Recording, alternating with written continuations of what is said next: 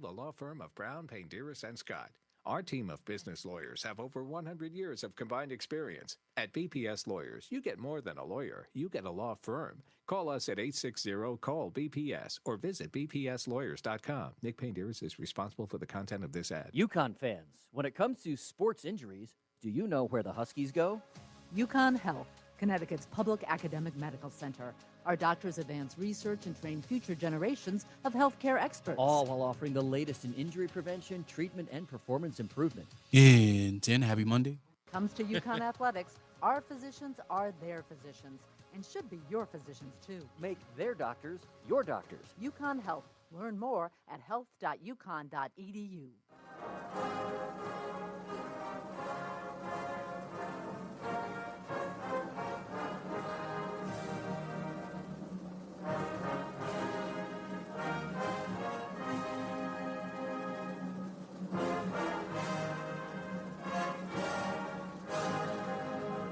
This is Reese on the radio, filling in for Todd Feinberg on WTIC News Talk 1080. There's no doubt that the Russians did interfere in the election, and I think the interference, although not yet quantified, if fully investigated, would show that Trump didn't actually win the election in 2016. He lost the election, and he was put into office because the Russians interfered on his behalf. So do you believe President Trump is an illegitimate president? Based on what I just said, which I can't retract.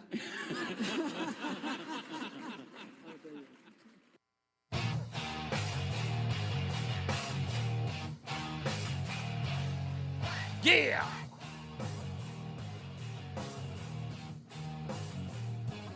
What's going on, all you scallywags, nutmeg, and everybody else across the fruited plain? It's Reese on the radio. On this December 30th, the year of our Lord 2024, I'm Reese on the radio. This is News Talk 1080 WTIC. Give us a call if you wish to opine about any of the topics or even about your weekend. 860-522-WTIC, 860-522-9842. I thought about this all day today. I was out with the family yesterday. We were taking a little nature walk. My wife was taking pictures. She had a little Annie Leibovitz thing going on. She looked so pretty out there in her sundress, taking photographs. I couldn't interrupt her, but then her feet began to hurt, and we decided to take her home, where she then went right to sleep. And that's when I got the alert that the 39th president of the United States, Jimmy Carter, had passed away. And I shouted it. I was like, holy moly. Not like I was surprised. He was 100 years old. So when I said it, I said, oh, wow, Jimmy Carter just passed away. And my wife, like many women in my life have done, were completely shocked regardless of the age of the individual. My wife immediately said, really? I went, yes, he was 100. But still, yes. And then I knew what would happen, the same thing that always happens, especially in this business, media as it were. It would be the condolences. Even Donald Trump wrote a Truth Social post, a very dignified post about the former president. I thought it was good. I thought it set the right tone. Many people who have expected Donald Trump to say something that might be volatile, he wasn't. He was considerate. Not so much for Joe Biden. Give him a round of applause because Joe Biden, jerk extraordinaire. We won't get into that. But I thought, okay, I'll just listen. I will wait. I will listen. And I did. I listened everywhere to people talking about Jimmy Carter. And it reminded me of the trouble that I got into back in 2008 when Senator Teddy Kennedy was diagnosed with a brain aneurysm and a cancerous tumor that was pretty much going to certify he did not have long with us above ground. And of course, plenty of the comments and the phone calls came flooding into the network. And I said, I refuse. And many people inside the network called up my boss and said, hey, can you tell that Negro to calm down? Can he get with the program? And my boss came to me and said, Reese, can you sort of go with the flow and follow the tone? And I said, no. No. When did we become liars? When did we become phony, fake, and foolish? When did we do that? I don't care about what you think of my credibility. I'm the only one who has to care about my credibility. You don't. And if it upsets you that I'm going to stand by my credibility, there's no reason for me to work here. If you wish me to compromise my integrity for the tone you wish to set about Teddy Kennedy, I'll stay off the air until you're all done being phony. I'll be back. I'll just come back next week. They knew I was not going to relent, and they said, okay, can you just be decent? I said, what am I going to say? I'm not going to ridicule anyone. I'm not going to insult them. I'm not going to besmirch their character. I'm just going to tell the truth.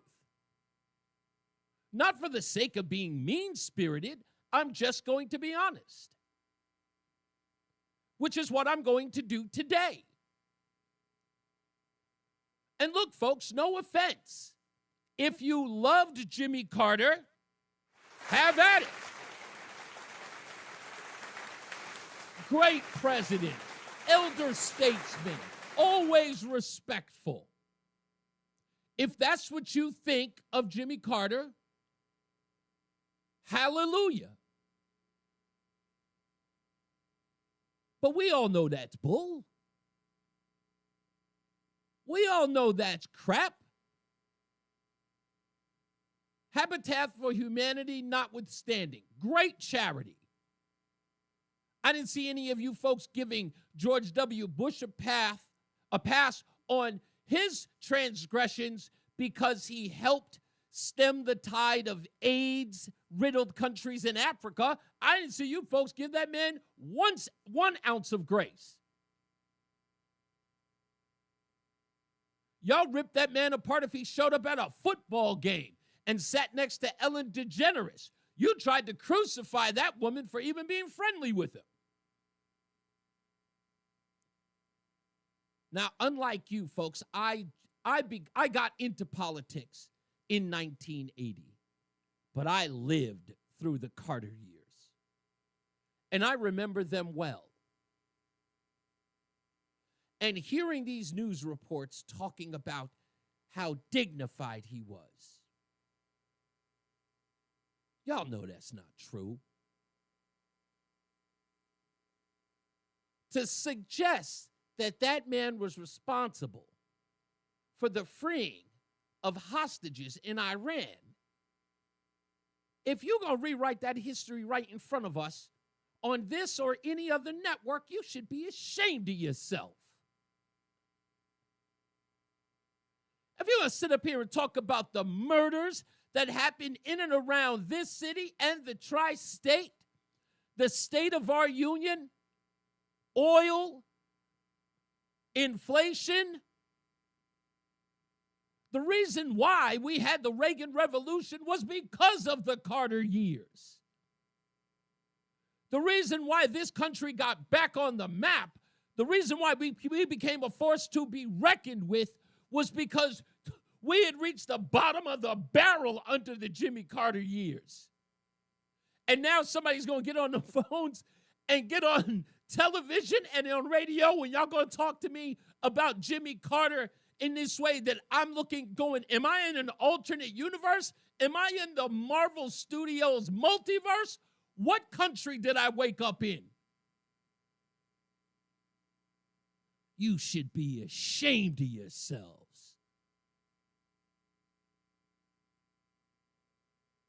It was just 8 years ago. That man could have had the grace of a saint. He still suggested that Donald Trump was an illegitimate president. That piece of trash went after every Republican regularly. Regularly. He was no elder statesman by any stretch. Now, if you want to call him Habitat for Humanity an accomplishment, good. For that, I applaud him.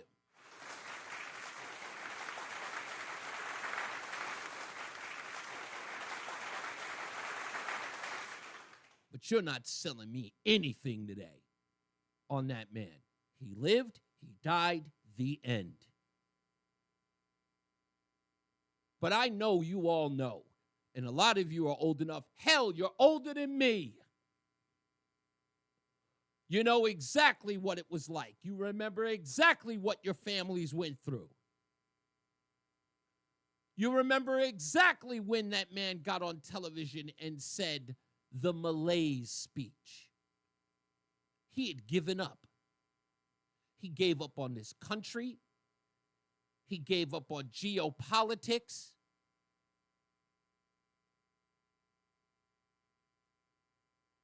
He gave up on leadership because he didn't know what he was doing. I still remember Jimmy Carter as the guy who threw his 8-year-old daughter under the bus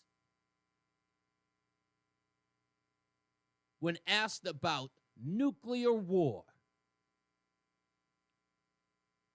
and talked about, I remember talking to my 8-year-old daughter, Amy, come on, man.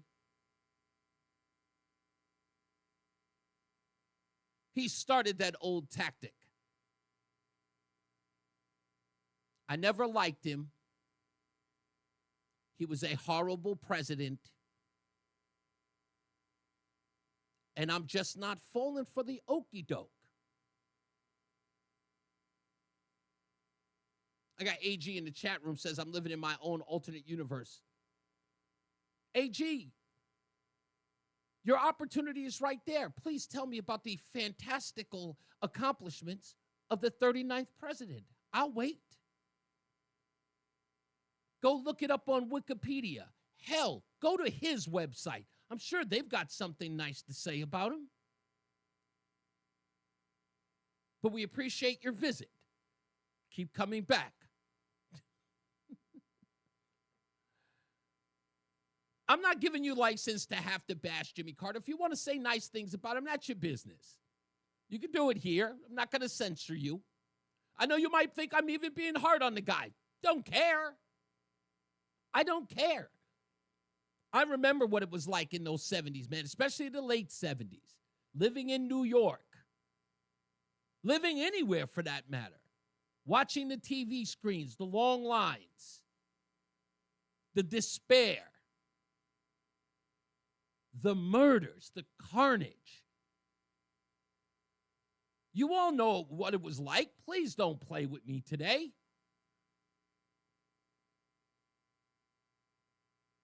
Where's Tim calling from? In Broadbrook? How we doing, Tim? You're on Reese on the radio. I am doing fine. Let me tell you something, man. You are my new favorite host. Hey, do you remember Hamilton Jordan? It sounds familiar. He was in the cabin and he got busted snorting lines at Studio 54. Yes. And it was, and then Saturday Night Live did a skit about it on him, yes. right underneath our noses, and they had coke underneath their nose. But anyway, what do Rosalind Carter and Hamilton Jordan have in common? I don't know. Were they both They addicts? They both blew a little dope. but I digress. Let me tell you something about Jimmy. The most feckless president we ever had. Now you got to take into consideration 13 years after he became governor of Georgia, which he was a peanut farmer before that. That's right. He would be all of a sudden it's the same thing that happened with Hillary. Man, they got a ringer, they throw him in there, no qualifications, and then they can't figure out why he doesn't know what he's doing. Exactly. You know? And Gerald the Ford of the managerial class. And it's funny because Gerald Ford was made such a mockery, right? It was like one of these shoo-ins where a Democrat was going to fly through that election anyway. Gerald Ford had always been sort of an also-ran, right? I mean, no one elected him anyway, so to speak. Yeah, he was a Michigan football player, so they liked him, and they thought he would be a good vice presidential candidate for what's his face? Well, he got nominated after Spiro T got out of there. But so my point is that he failed at everything. He failed at we had stagflation. Some people say the wage price controls during the Nixon administration, administrative lag. Make up all the excuses you want. The bottom line is he did nothing, and he left our hostages there languishing. They were mocking us. They were, this is the worst of the worst, and now they're going to say, "Oh yeah, he was a great, nice guy." I mean, I never seen him say anything unkind to anybody other than that tape with the. I heard, but if you listened at the top of the hour, Tim, that's even the only thing I ever heard him say. Yeah, the top of the hour even tried to say there in the canned news report, tried to somewhat salvage his reputation in the hostage crisis. To say that he remained steadfast in the release. Odd even days, the lines down the street for the gas. Indeed. Yeah, I mean, I remember that. I was 16, 17 years old, and that's exactly what, that's like, we lost hope. Exactly. And that's why Reagan was the mandate. And you know what? I didn't like Reagan, but thank God he got in there. Thank God. I thought he was a bad actor. Excuse the double entendre. But he turned out to be one of the best things that ever happened. And then now Trump comes in there, and everybody wants to say, "Oh yeah. Well, look what's his face is doing here." Hey, look. You know what, Tim? Let me say. Is doing nothing. Tim, let me tell you. I was the first person to say in 2021. I have the audio because I'm going to find it today. In 2021, someone wrote an article that said it was late 2021 into the Biden administration. Someone asked the question, "Are we returning to the Carter era?" Yeah. And that's exactly what we did. Exactly. He has always been that bellwether. He has always been the template for the bad old times. And you know what they need to do? They need to negate every single executive order he ever did because he's mentally incompetent. He was mentally incompetent for a long time. Yeah, we're going to get into that today. Aren't elected. We're going to get into that. Making these executive orders. Tim, and you know who it is. And let's hang it where it belongs. Right on Obama. Not yet. Tim, don't get ahead of me. Tim, don't get ahead of me. I got plenty to go to. Thank you, buddy. Man. Thank you, buddy. I appreciate you, man. Jim is in Wellington. How you doing, Jim? Okay, well, Carter died. Certainly, in my lifetime, he was the worst president up until Biden. I agree. Take that. I will also say that as far as I understood it, or as far as I could find out, he didn't make $40 million when he left office. He didn't just basically try to rake whatever money he could get out of the office. Right. And as far politically, as I said, easily one of the worst presidents. His biggest sin was the Malay speech. Yes. You don't, as the president of the United States, you do not get on the air and tell the American people, hey, look, basically I quit. Yep. And it's your fault. Or similar types of, similar types of ideas. Mm-hmm. It was, listen, let me ask you this, though, Jim. If you had to compare in hindsight, we're at the end of the Biden era, you clearly lived the Carter era. Which would you say was worse? I know you were a younger guy. It was a younger time. Joe Biden is a grifter. No, but I mean, okay, look at it from this way, Jim. From your personal perspective, as presidential politics affect us downstream, who affected you downstream worse, Biden or Carter? Well, that's tough because you're talking. Geez, I'm 70. You're talking.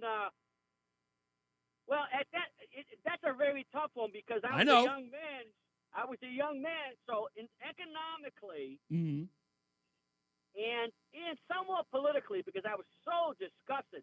I think he was the beginning for me to say, you know what, I'm a registered Democrat, and what the heck's going on? These people don't represent me. So he was the one who changed. He was the one who ideologically changed your mind to be more conservative. Carter did. Yes, it started with him because I could see, just like we the argument right now about people in their 20s or in their 30s, they're looking down the barrel and they're saying, I'm working, I'm in debt from college, whatever, and I can't get anything. Listen, I heard that same thing when I heard the same exact thing when I was a younger man. Exactly. I heard the and same I exact think thing. And I think you're making the same case because if you're thinking about it consequentially, in a way, right? In a consequential way, I think you can look at Jimmy Carter as the beginning of you changing ideologically, but when Biden comes around, you know how to combat that ideology. Well, let me end with this. I can tell you that when Carter ran, and we won't get into all of it, but you had the Kennedy faction, you had the old school backdoor Democratic Party machine.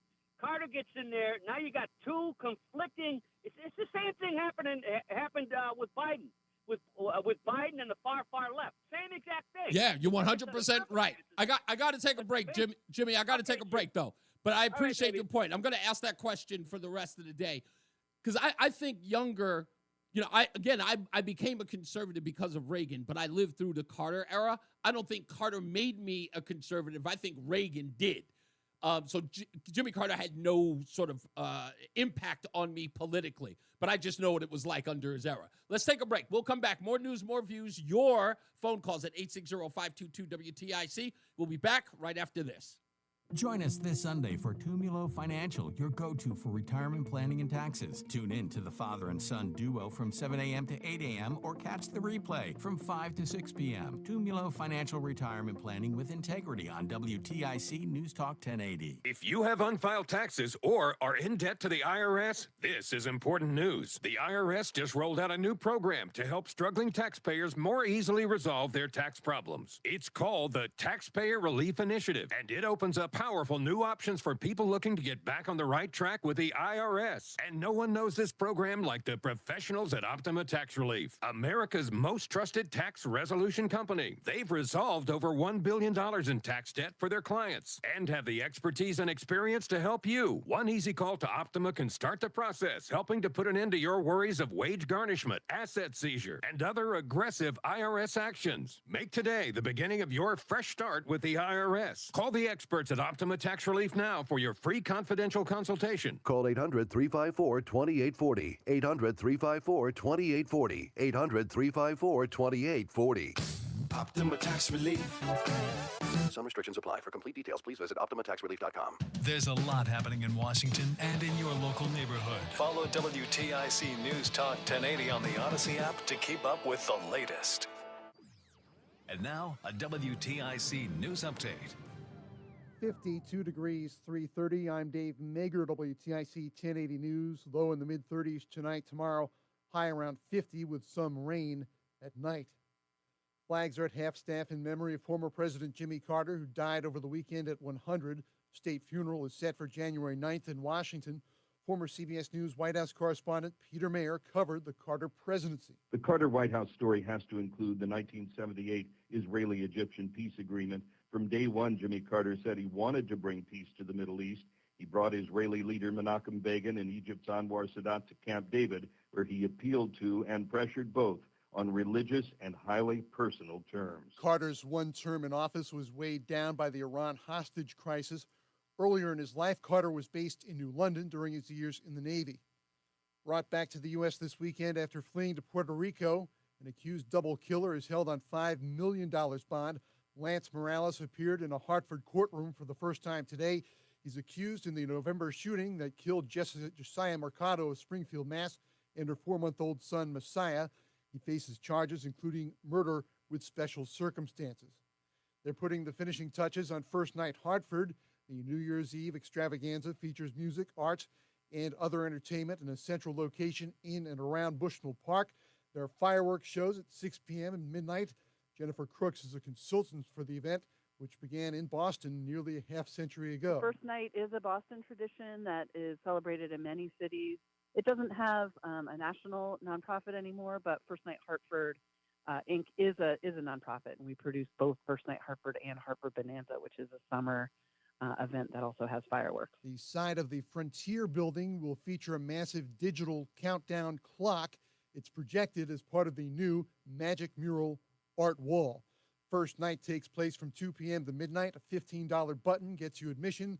More information is available at firstnighthartford.org. The world population increased by more than 71 million in 2024. It will be at 8.09 billion people on New Year's Day. That's from the U.S. Census Bureau, which says the world population increased by almost 1% this year. On Wall Street, the Dow is down 332, S&P dropping 50, the NASDAQ dropping 174 points. And we check the WTIC forecast. For the rest of our Monday afternoon, a mix of clouds and sun, breezy and quite mild with the high up to 62. Clear to partly cloudy tonight, the low dipping back to 35. Still mild on New Year's Eve day. Tuesday will wrap up 2024 with some sunshine giving way to clouds, some rain at night, the high 49. For New Year's Eve, that rain ends after midnight, the low down to 40. Wednesday, New Year's Day, cloudy, breezy, still mild, a shower in spots, the high 49. I'm meteorologist Jason Caterina in the WTIC Weather Center. 52 in Hartford. UConn women's basketball now number 7 in the AP Top 25. The UConn men are number 11. For more, check out WTIC.com. I'm 2 years ago.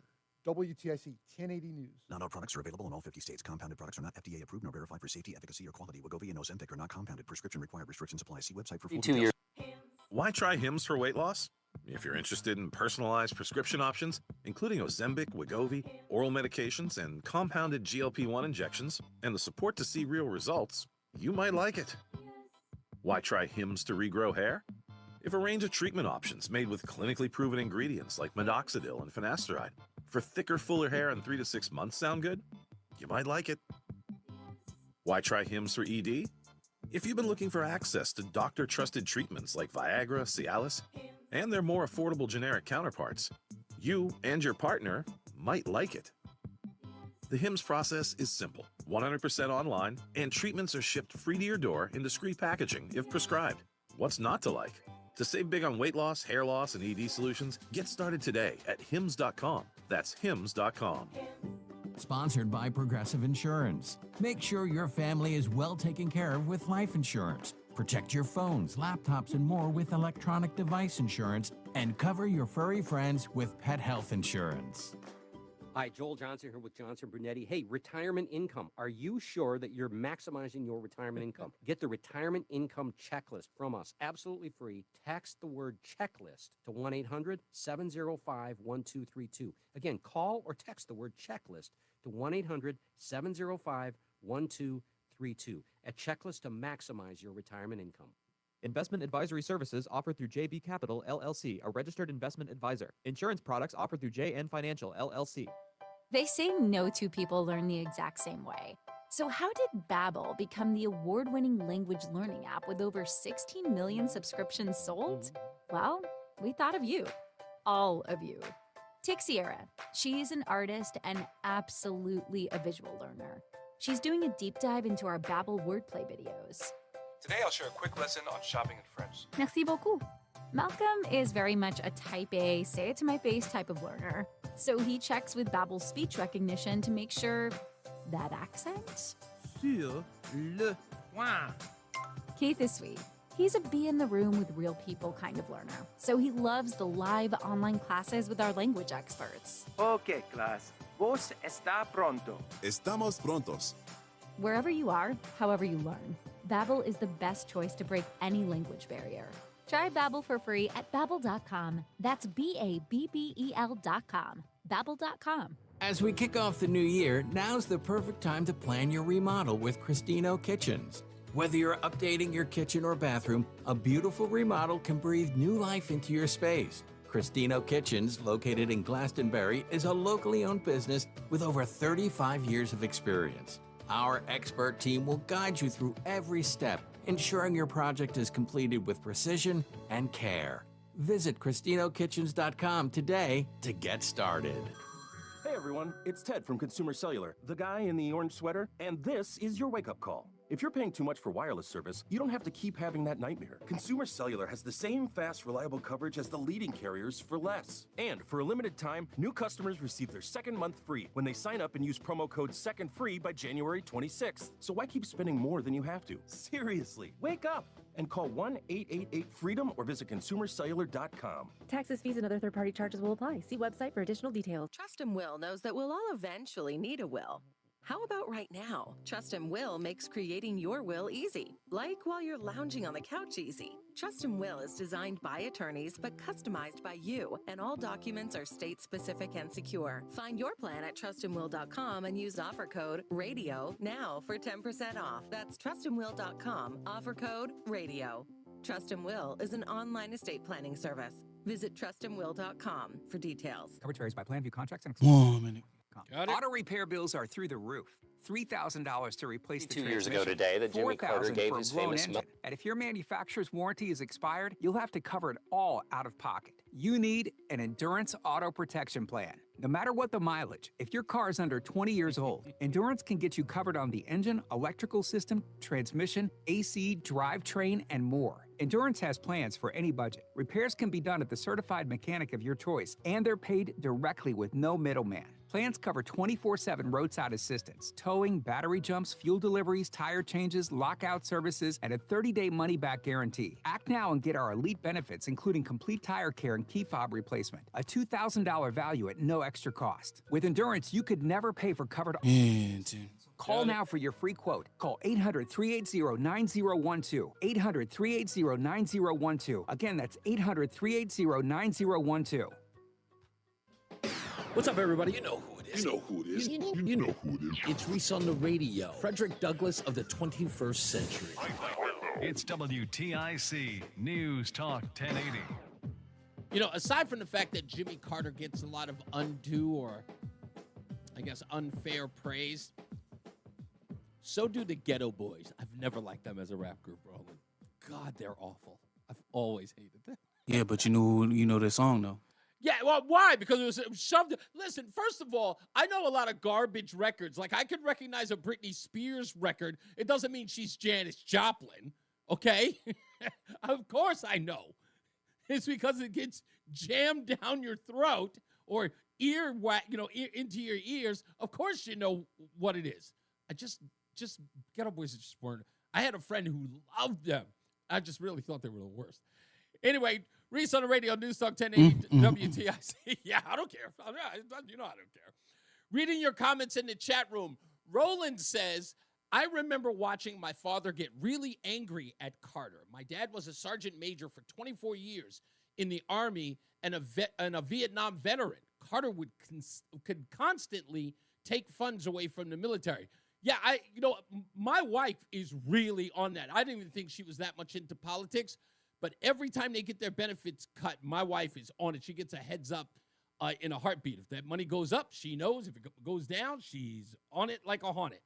I remember this from CBS News. I think this is, his name is Dickerson, the guy who used to do Face the Nation on CBS. But I remember this every time I looked up the Carter Malaise speech. 2 years ago today that Jimmy Carter gave his famous malaise speech. He never used that term, but that's the name. Turn that all the way down. The president said the country's economic woes were due in part to a crisis of confidence in the country. It has come to be known as perhaps the most politically tone-deaf speech in modern American history. Take a look. It is a crisis of confidence. It is a crisis that strikes at the very heart and soul and spirit of our national will. We can see this crisis in the growing doubt about the meaning of our own lives, and in the loss of a unity of purpose for our nation. The erosion of our confidence in the future is threatening to destroy the social and the political fabric of America.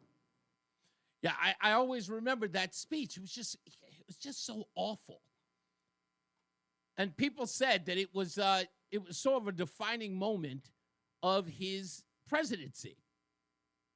And, you know, again, people talk about it. I haven't heard one person mention the Malaise speech yet. Not anybody. Not one person. I don't know why that is, but that's the case. George is in St. Louis. How you doing, George? I know you remember that presidency. Yeah, hi, Reese. Happy New Year. Happy New Year. March 1979. Control room number 2, 3 Mile Island. They exposed the core, and there was an explosion. Then later the following month, it was April.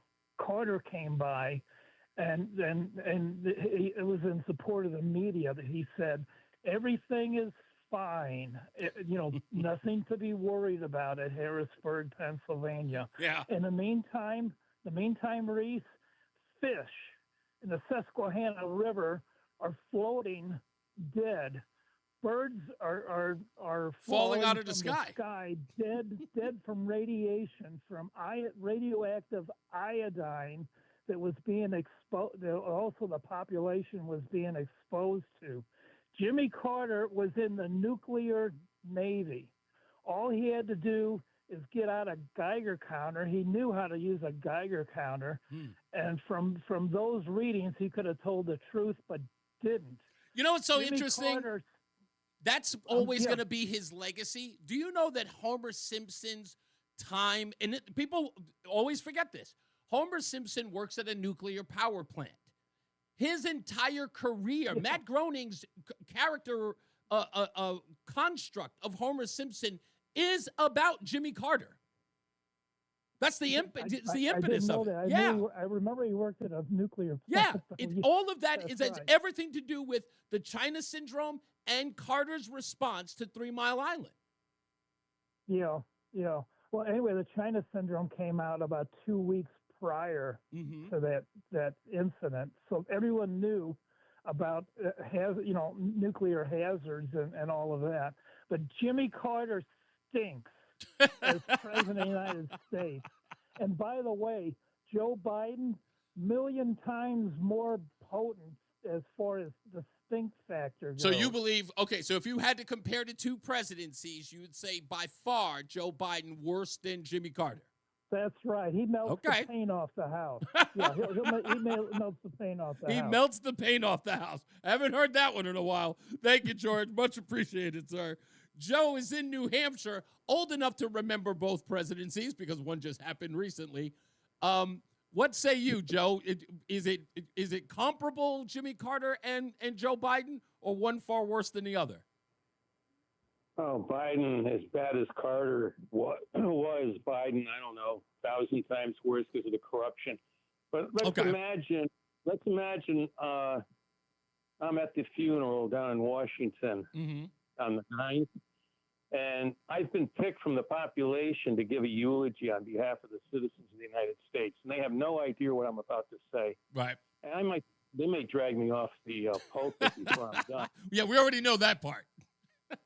But back in 1976, it was my second election to vote in. I was 22. And I didn't vote for – the reason why Jimmy Carter won the election was because everybody hated Gerald Ford's pardon of Nixon. Yes. That was the difference. And then you had a third candidate named – I think it was named John Anderson. He was a congressman from Kentucky. He ran as a third candidate. And I think he got 13 electoral votes or 19 electoral votes. I voted for John Anderson. I couldn't vote for either man out of principle with So you were having a lesser of two evils bout of consciousness or conscience at the time. Well, John Anderson I thought was an excellent candidate, but he just didn't have the recognition. He did get 13 electoral votes, I know at least. So anyway, that's why Jimmy Carter won, only because of that. Something like Clinton winning because Ross Perot was in the race. Right. So it was very similar to that race with Ross Perot as far as why Clinton won. So, first week in office, guess what Clinton did, which would infuriate all Vietnam veterans. And it came across the radio. I don't think he was in office for more than 3 days. Want to take a guess what he did? It was his first major act of office. No, please. I'm very young at that time. I think, 76? I think I'm about 7. January 77 was his first week in office, the end of January. Oh, right, 77. Okay. So I'm about 8 years old. Came across as a big flash on the news. He has pardoned all Dodge draft evaders in Canada. That's right. That's right. That was his first major move. And then later on, the gas lines, odd, even, violence at the gas stations. You'd be in line for 2 hours. You could only go 3 days a week, depending on your license plate. You could be in line for 2 hours. Limit was 10 gallons. And then you'd be maybe third from the pump, and then the owner would come out with a big sign on the ground, out of gas. And then people go crazy in the line. Yeah. And by the way, just like when Biden took office, gas with Trump was around $2 a gallon. You know where it went from there. But when Carter took office, it was about 52 cents a gallon. Yeah. And with the gas lines, it was up to about $1.50, $1.62. And I'll never forget that because I was driving. I know. Listen, this is, Joe, what you're talking about. And I hope everyone's grasping what Joe is articulating here, is that people talk about the legacy of him as a president. Look, I'm not saying that the guy was a bigot and a racist, but you know what? I wouldn't be saying glowing things today if Woodrow Wilson died tomorrow, okay? I just wouldn't. Jimmy Carter was not a great president because he didn't, again, everyone in the country was affected by his lack of leadership. There's no way you can spin he was a good president. There's two more things I need to get out there. That real quick. We all know about the hostages.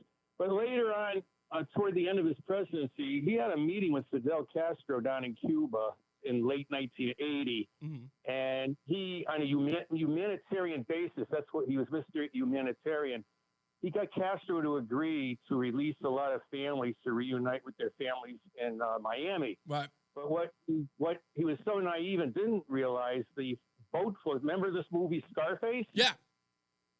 That was all about Jimmy Carter's agreement with Fidel Castro. So all those criminals and diseased people, the AIDS epidemic in the country skyrocketed after the end of 1980 because a lot of those people they were promiscuous.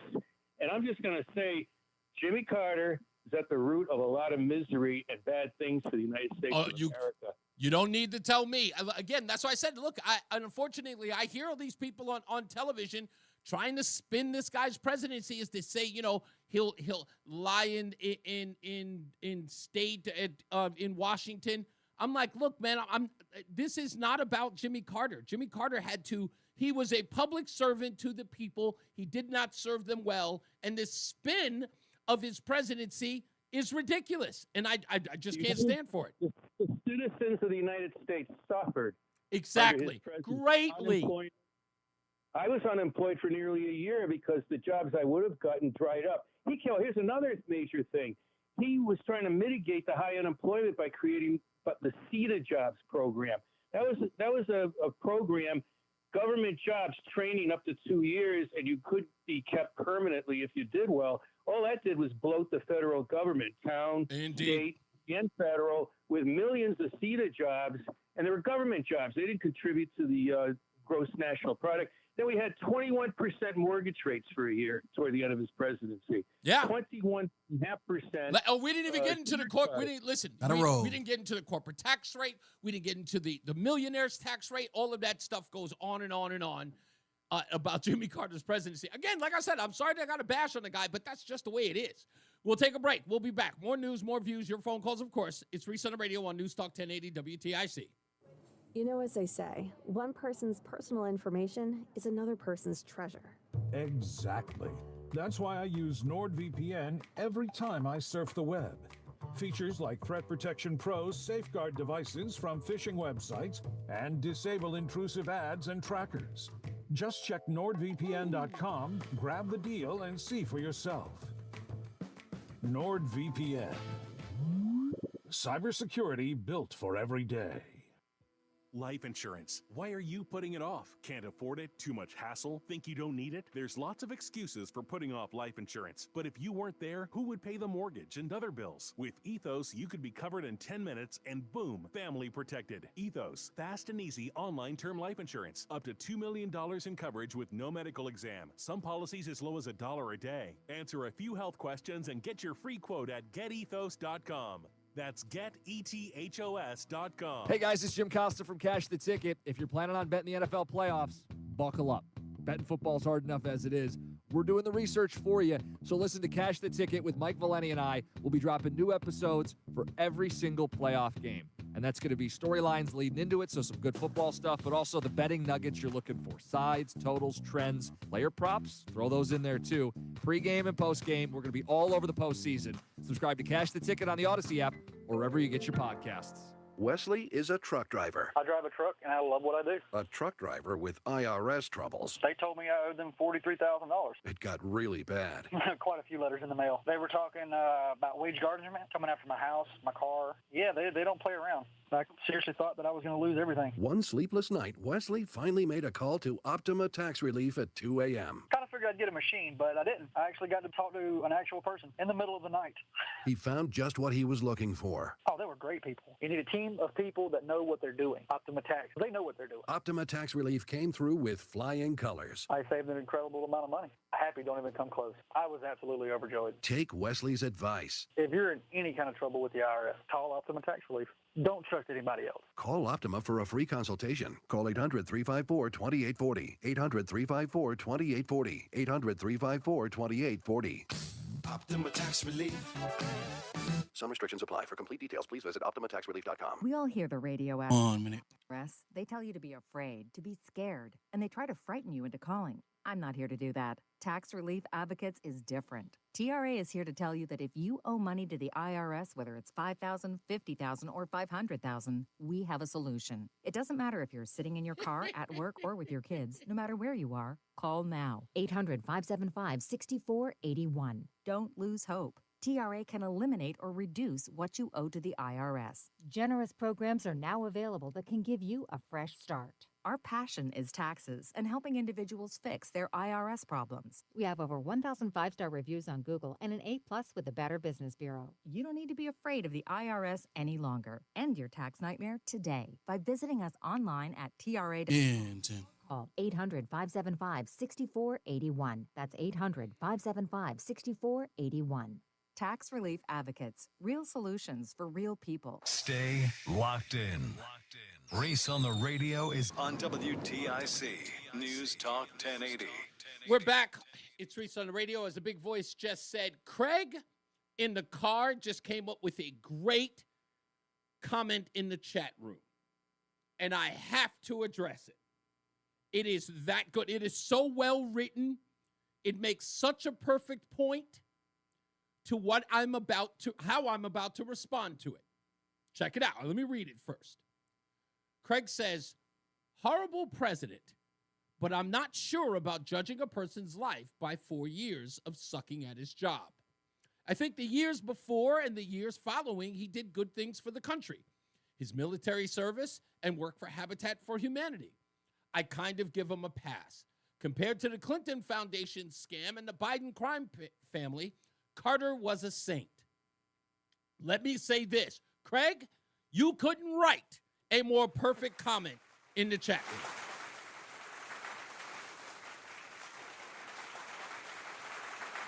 Which is exactly my point. You want to talk about Jimmy Carter, the only thing, and listen to the top of the hour and listen to all of the stories about Jimmy Carter. They have summed up his life in 4 years. They have talked about him in 4 years. When they mentioned Habitat for Humanity, when they mentioned that he was a governor of Georgia, when they mentioned that he was a peanut farmer, when they mentioned that he had military service, there seemed to be footnotes in to his life, because to them, the only life there was his presidency. And all I'm saying is that if that's going to be the sum of who he is, don't sell it like it's some sort of great feat.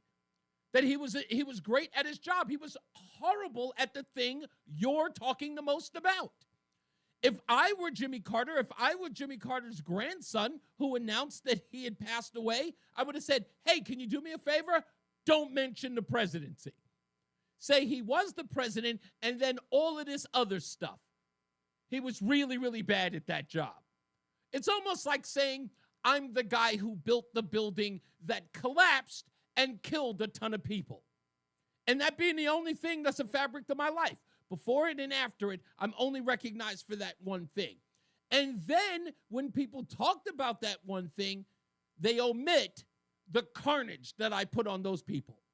The collapse, the calamity, the lives that it ruined. Yeah, you just omit that. And you say something really ridiculous like, he was really, really troubled by the lives that were harmed by his building. Always the statesman. He was always very, very heartfelt about how that calamity affected those people. That's the way they talked about the Iran hostages. The hostage being taken was really weighed so heavily on the president. So he did nothing to get him out. Yeah, what a great misguided president. I like that, Sokolowski. That's a good point. I just said, you're right. Do what Craig just said. Talk about his time in the military. Talk about his great work at Habitat for Humanity, in spite of the fact that he was a bad president. That's all. You want to celebrate his life? Celebrate the good stuff. Don't lie. Let's get another check of the traffic. A man who does not lie about traffic is Mark Christopher in the BPS Traffic Center. How you doing, Mark? Hey, we give it to you straight up, the real deal. Thank you very much, Reese. Good afternoon to you. Good afternoon, everyone. If you're heading into Hartford southbound 91, look for delays approaching 33, down to 32A and B. If you are on the northbound side of 91, that's in good shape now as you move from Cromwell through downtown up into Windsor. Westbound 84 is slowing from the 384 on-ramp up to 57 in East Hartford. Shutter Oak Bridge is heavy from I-84 over the bridge down to 91 South. Westbound 84 tied up approaching the Bulkley Bridge to 47 Sigourney. 84 eastbound losing some speed between exit 46 and 48 Capitol Avenue. 291, 384, that looks good east of the river. 2 eastbound moving well, Glastonbury into Marlboro. Quiet Middletown. 91 southbound, look for delays approaching 20, down to exit 17, Wilbercross Parkway. Westbound 84 is tied up in Cheshire from the 691 interchange up to exit 25. Again, some delays, 22 to the Mixmaster. 84 eastbound Waterbury slowing by 18. 84 eastbound Danbury tight 3 to 5. And again, from 10 up to 11, southbound Parkway delays 61 to the West Rock Tunnel. 95 southbound delays from the Q Bridge in New Haven down to 43 in West Haven. In Summers, Route 83 is shut down at Northwest Street because of a car versus utility pole accident reported there. Traffic and weather together on the 8's WTIC News Talk 1080. WTIC weather. For the rest of our Monday afternoon, a mix of clouds and sun, breezy and quite mild with the high up to 62. Clear to partly cloudy tonight, the low dipping back to 35. Still mild on New Year's Eve day, Tuesday. We'll wrap up 2024 with some sunshine giving way to clouds, some rain at night, the high 49. For New Year's Eve, that rain ends after midnight, the low down to 40. Wednesday, New Year's Day, cloudy, breezy, still mild, a shower in spots, the high 49. I'm meteorologist Jason Caterina in the WTIC Weather Center. Follow WTIC News Talk 1080. Don't miss out on important updates in Connecticut. From breaking need-to-know news, weather alerts, and more. Follow WTIC News Talk 1080 on the Odyssey app now.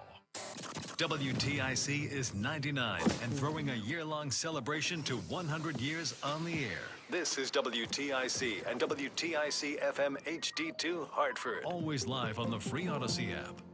51 degrees in Hartford at 4. I'm Dave Mager, WTIC 1080 News. Low in the mid-30s tonight, high around 50 tomorrow with some rain at night. Lance Morales appeared for the first time in a Hartford courtroom today. The Waterbury man fled to Puerto Rico after allegedly killing 2 people, including a 4-month-old boy. U.S. Marshals found him on the island and brought him back to Connecticut this weekend. It was in November on New Britain Ave in Hartford when Josiah Mercado of Springfield, Mass. was fatally shot along with her infant son, Messiah.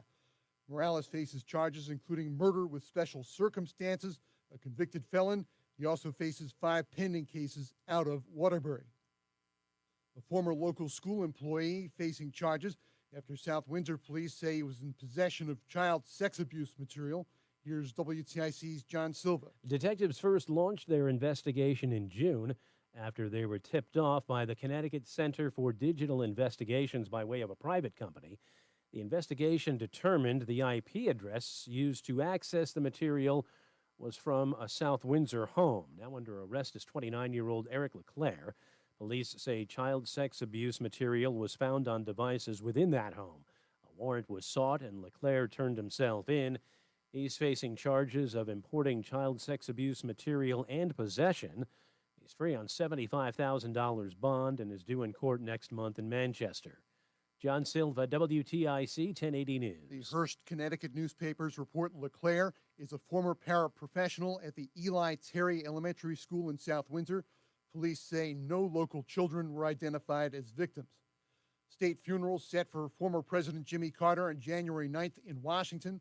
Flags are at half-staff in Connecticut and around the country.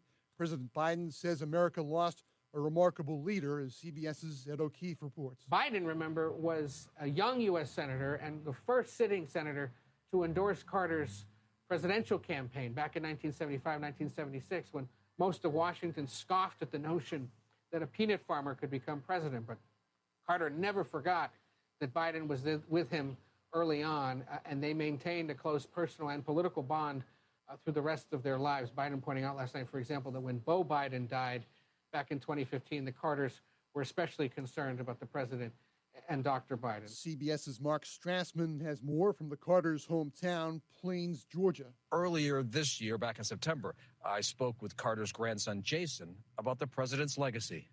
How does he want to be remembered? I think he wants to be remembered as someone who was honest, as someone who did what he thought was right, who stood up for human rights, and who respected people sort of fundamentally, no matter who they were. Jason Carter also told me then he feels lucky to have spent so much time working with his grandfather on projects that matter to him. Carter had extensive ties to Connecticut. During his days in the Navy, he was based in New London and was a longtime backer of the state's submarine industry. A pedestrian is dead after a crash with a motorcycle in West Haven. Last night on Campbell Avenue, the pedestrian was crossing the street when she was struck and killed. She's identified as 47-year-old Jamie Marazzi of West Haven. The bike rider is in critical condition. Federal appeals court upholds a jury's finding that Donald Trump sexually abused a woman in a department store dressing room in the 90s. That includes the $5 million award to plaintiff E. Jean Carroll. CBS legal analyst Lori Levinson. She had sued him for an assault that took place in a department store in New York, and Donald Trump had contested that. But the court said Donald Trump received a fair trial, and this was a civil case.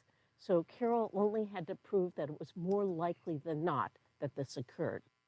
Actor Linda Lavin, dead at 87 years old. She was a Tony Award winner on stage and the star of the long-running TV sitcom Alice.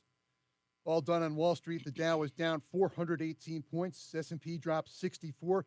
NASDAQ dropped 235. Sports. In a Twitter post, UConn football coach Jim Mora accuses other programs of tampering with his players. He says schools are breaking NCAA rules, writing, quote, "We know who you are and will pursue all avenues to hold you accountable." In basketball, UConn women number 7 in the new AP poll, the UConn men number 11. NBA tonight, the Knicks at Washington, NHL Rangers in Florida.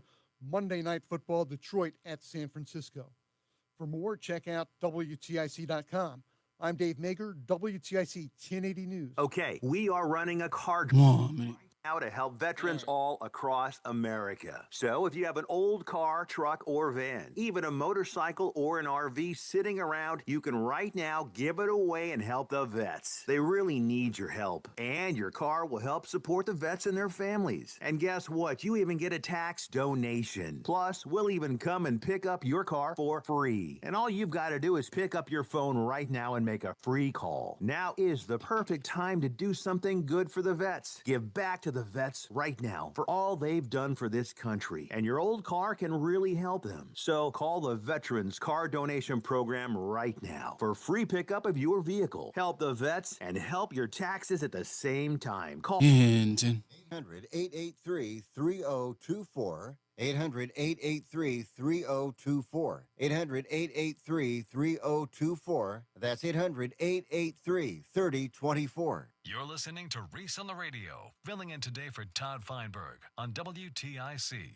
News Talk 1080. We're back, and it's 4:05 on the East Coast, so you know what time it is. This could very well be the stupidest person on the face of the earth. Do I look that stupid? Yes, you do. It's the stupidest thing I've read today, and it comes from our good friends over at the Daily Caller. They're the ones who hit me to this story. Written by the entertainment reporter, Lena Nasser, who writes about apparently some R&B singer by the name of Mooney Long. Now, I got to be honest with you. I've not listened to a lot of contemporary music today. Whatever these young artists are screaming and hollering about on stage, with their, tight-fitting, barely there outfits. I don't know what they're singing about. I don't know what the zeitgeist is in music today. All I know is that they all sound the same, and it is of no interest to me. It may be to them young people, but I've reached the age where I'm still going back to the vinyl and the old stuff from, the 90s, the 80s, and hell, I'll even go back to the 50s and 60s. But apparently this singer, Mooney Long, why it's the stupidest thing I read today is that this woman went on Instagram to say that her boss at Atlantic Records asked her to write some music for some songs for other artists at the label. Now, which of course you get paid handsomely to do. You get writing credits in perpetuity for the songs that you write. Maybe not so much for this music, but if you write a song that, is used over and over and again, you get a publishing or writing credit and a check for the rest of your life if you wrote that song. And to be a writer and a publisher on a record is a big deal. But this young lady says she refuses to write songs for artists who are, wait for it, I couldn't believe it,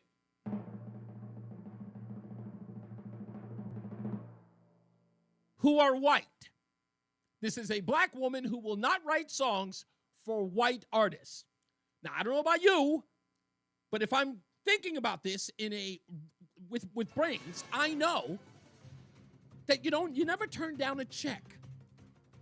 When someone offers you an opportunity to make money, you take it. Now, I know I'm a workaholic, but I'll even ask our good friend here, Mark Christopher, in the BPS Traffic Center. Mark, you do this all the time. You work on our sister station and fill in a lot, don't you? If someone offers you an opportunity to cash a check, do you turn it down?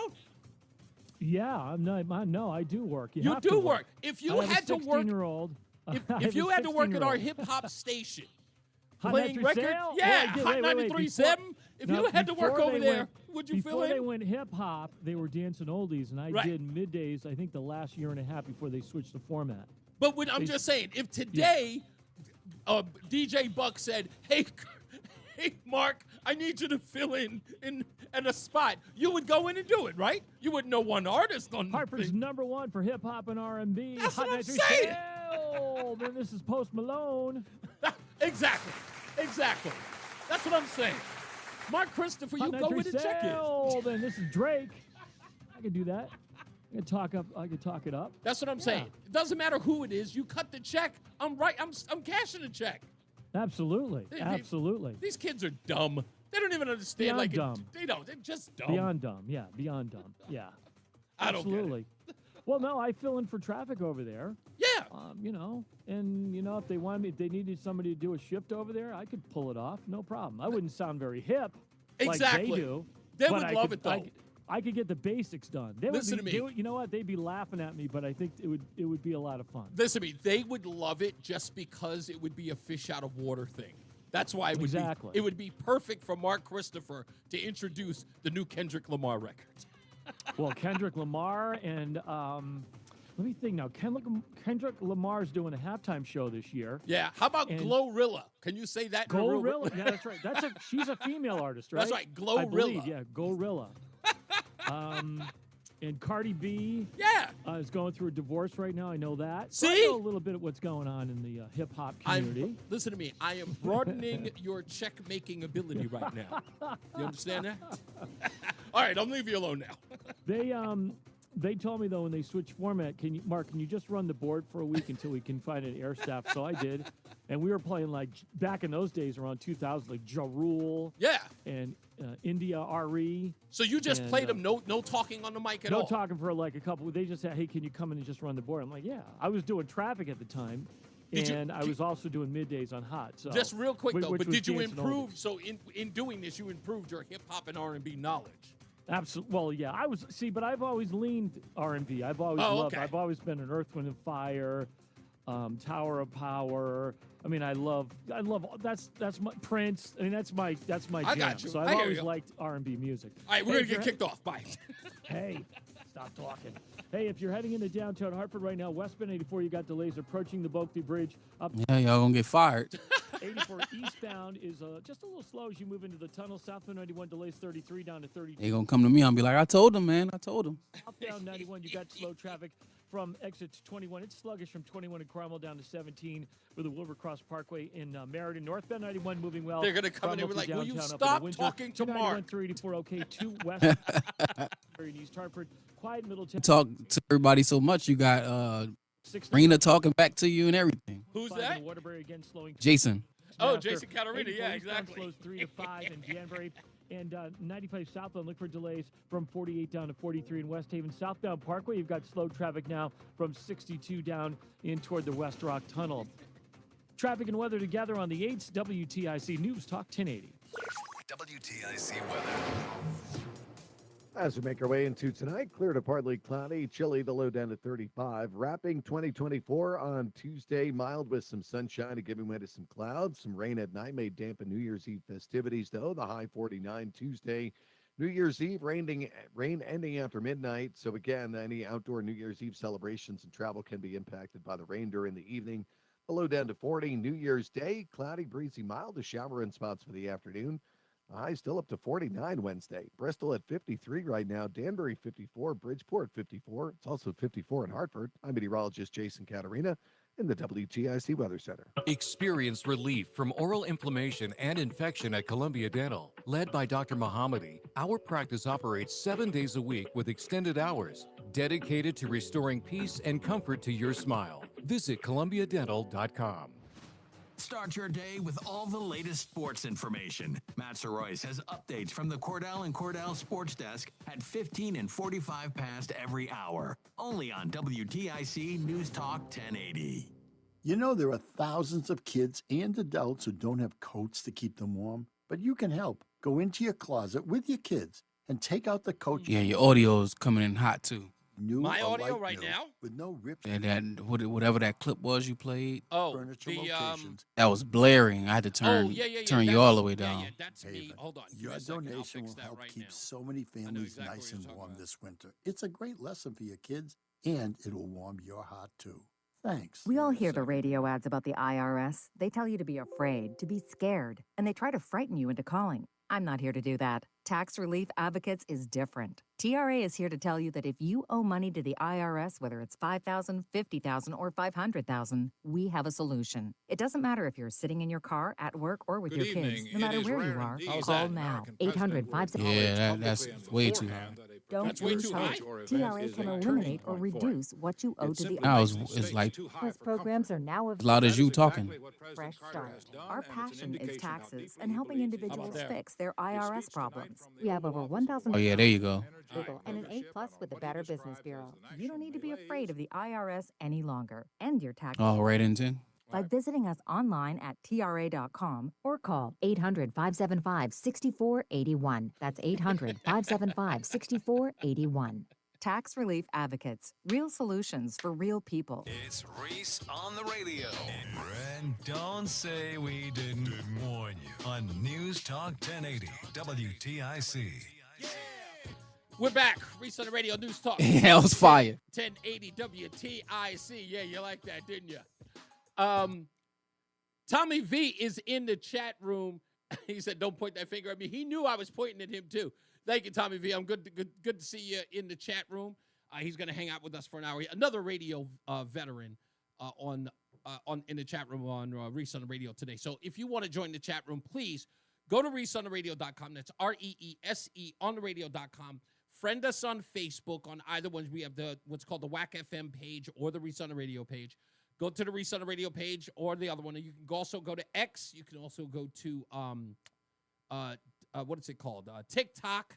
And what's the other one? Oh, Rumble. You can go to Rumble right at the top of the page on ReeseOnTheRadio.com so you can join us in the chat room. And we got plenty of stuff to get into. In the next hour, I want to talk about the difference between conservatives and liberals in political debates. And I want to use the backdrop of the H-1B visa conversation that's happening right now. Because if you listen to the news media talk about it, you hear that there's this infighting within MAGA about H-1B visas. And I'm going to wait, but I want you to stick around for it because the fact that anyone's calling this a problem makes me laugh after what we witnessed on November 5th. I think people are missing the big picture here, but we'll get into that because we got a lot of people on the phones. Let's get to Mike in Florida. Why, Mike? What's going on, sir? You want to Reese on the Radio? So, the last story you did about the songwriter person who refused to write for white people. Yes. Were her name Moni Love?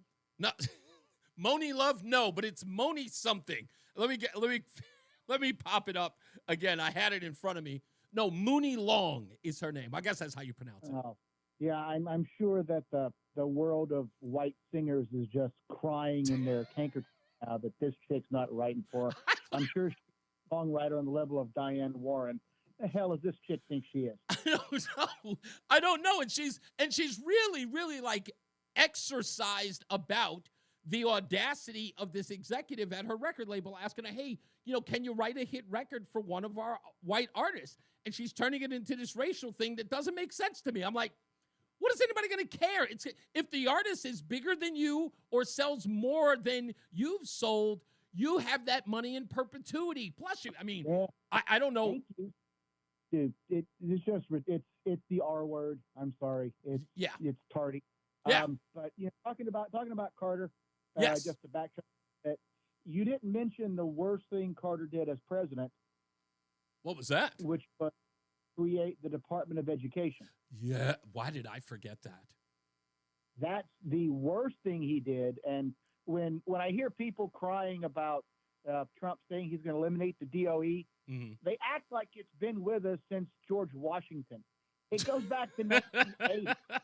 Yeah, they treat every government, and listen, they treat every government program like it has always been a fabric of our nation since its founding.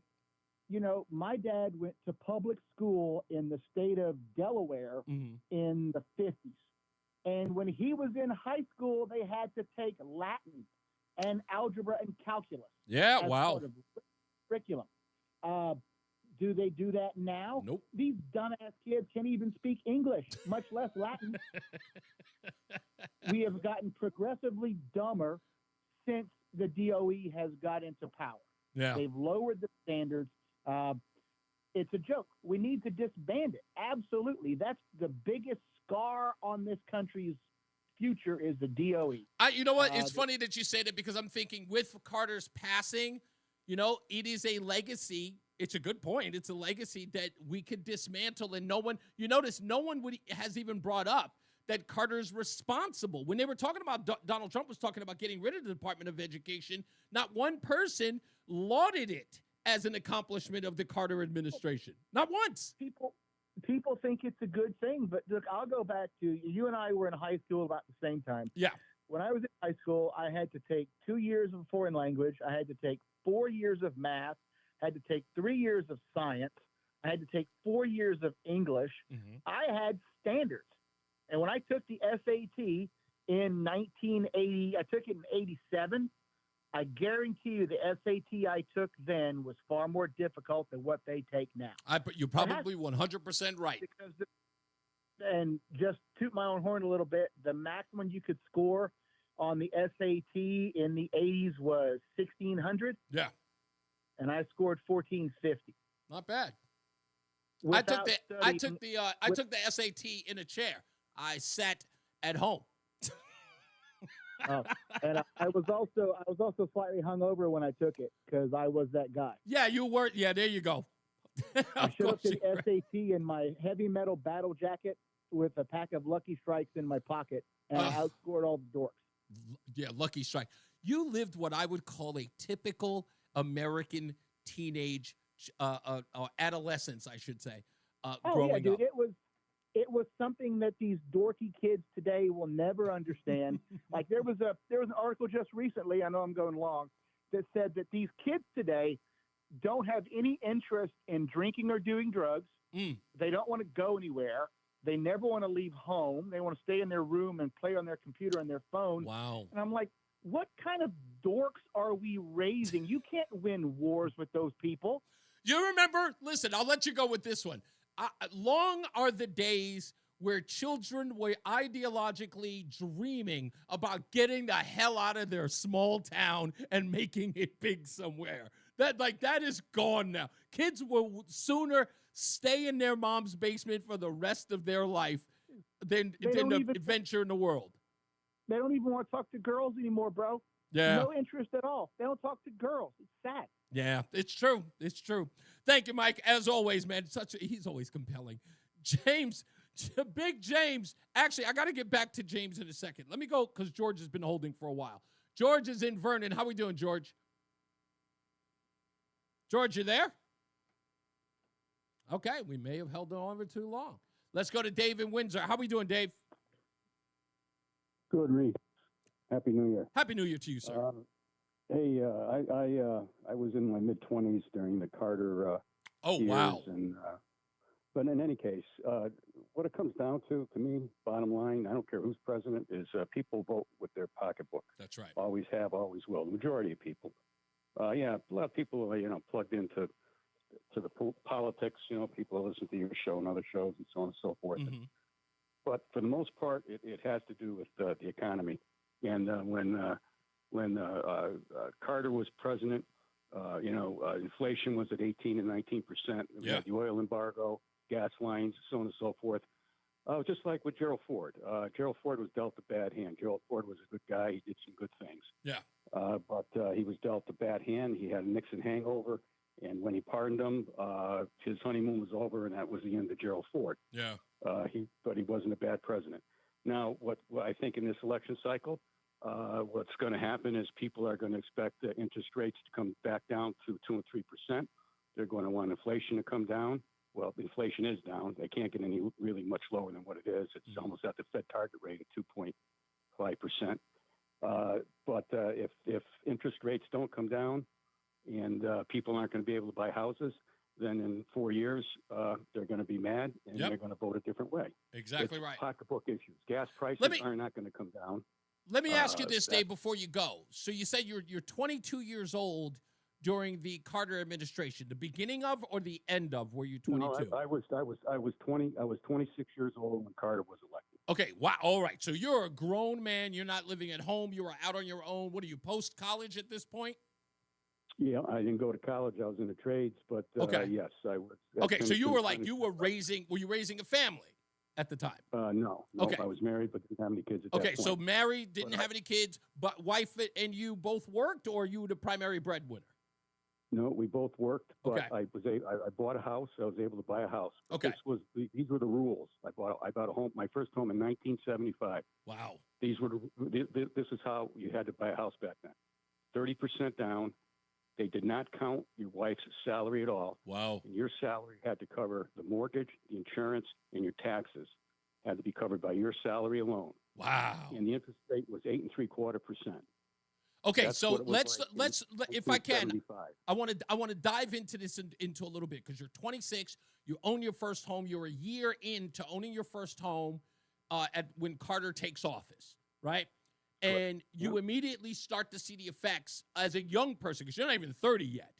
And you are starting to see the effects of everything from inflation to the gas lines and going to work and all that stuff. Were you struggling, or were you just getting by at that age? And do you say to yourself, thank God we didn't have children during that time?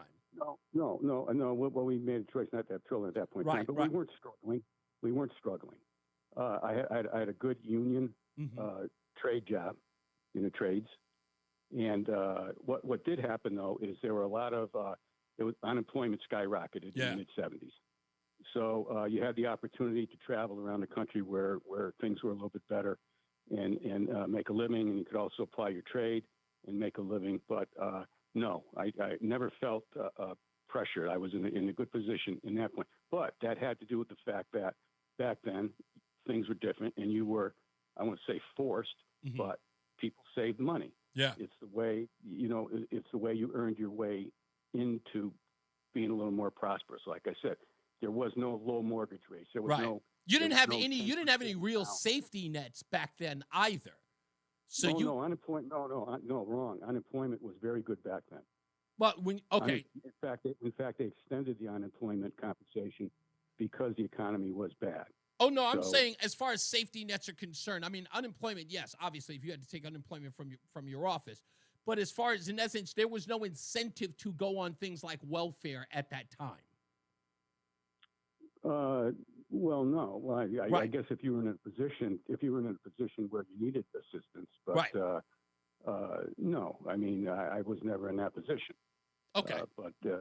Yeah, no, I grew up in a kind of a middle class, family. So if I'm looking at this correctly, Dave, the most you would say that you endured under the Carter administration was clearly the gas lines, like the fuel lines.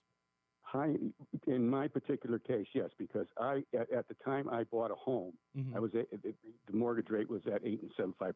Now it went higher than that because inflation again spiked and interest rates spiked higher. Right. 12, 14, 16%. I wasn't affected by that, but there were plenty of people that were. Yeah.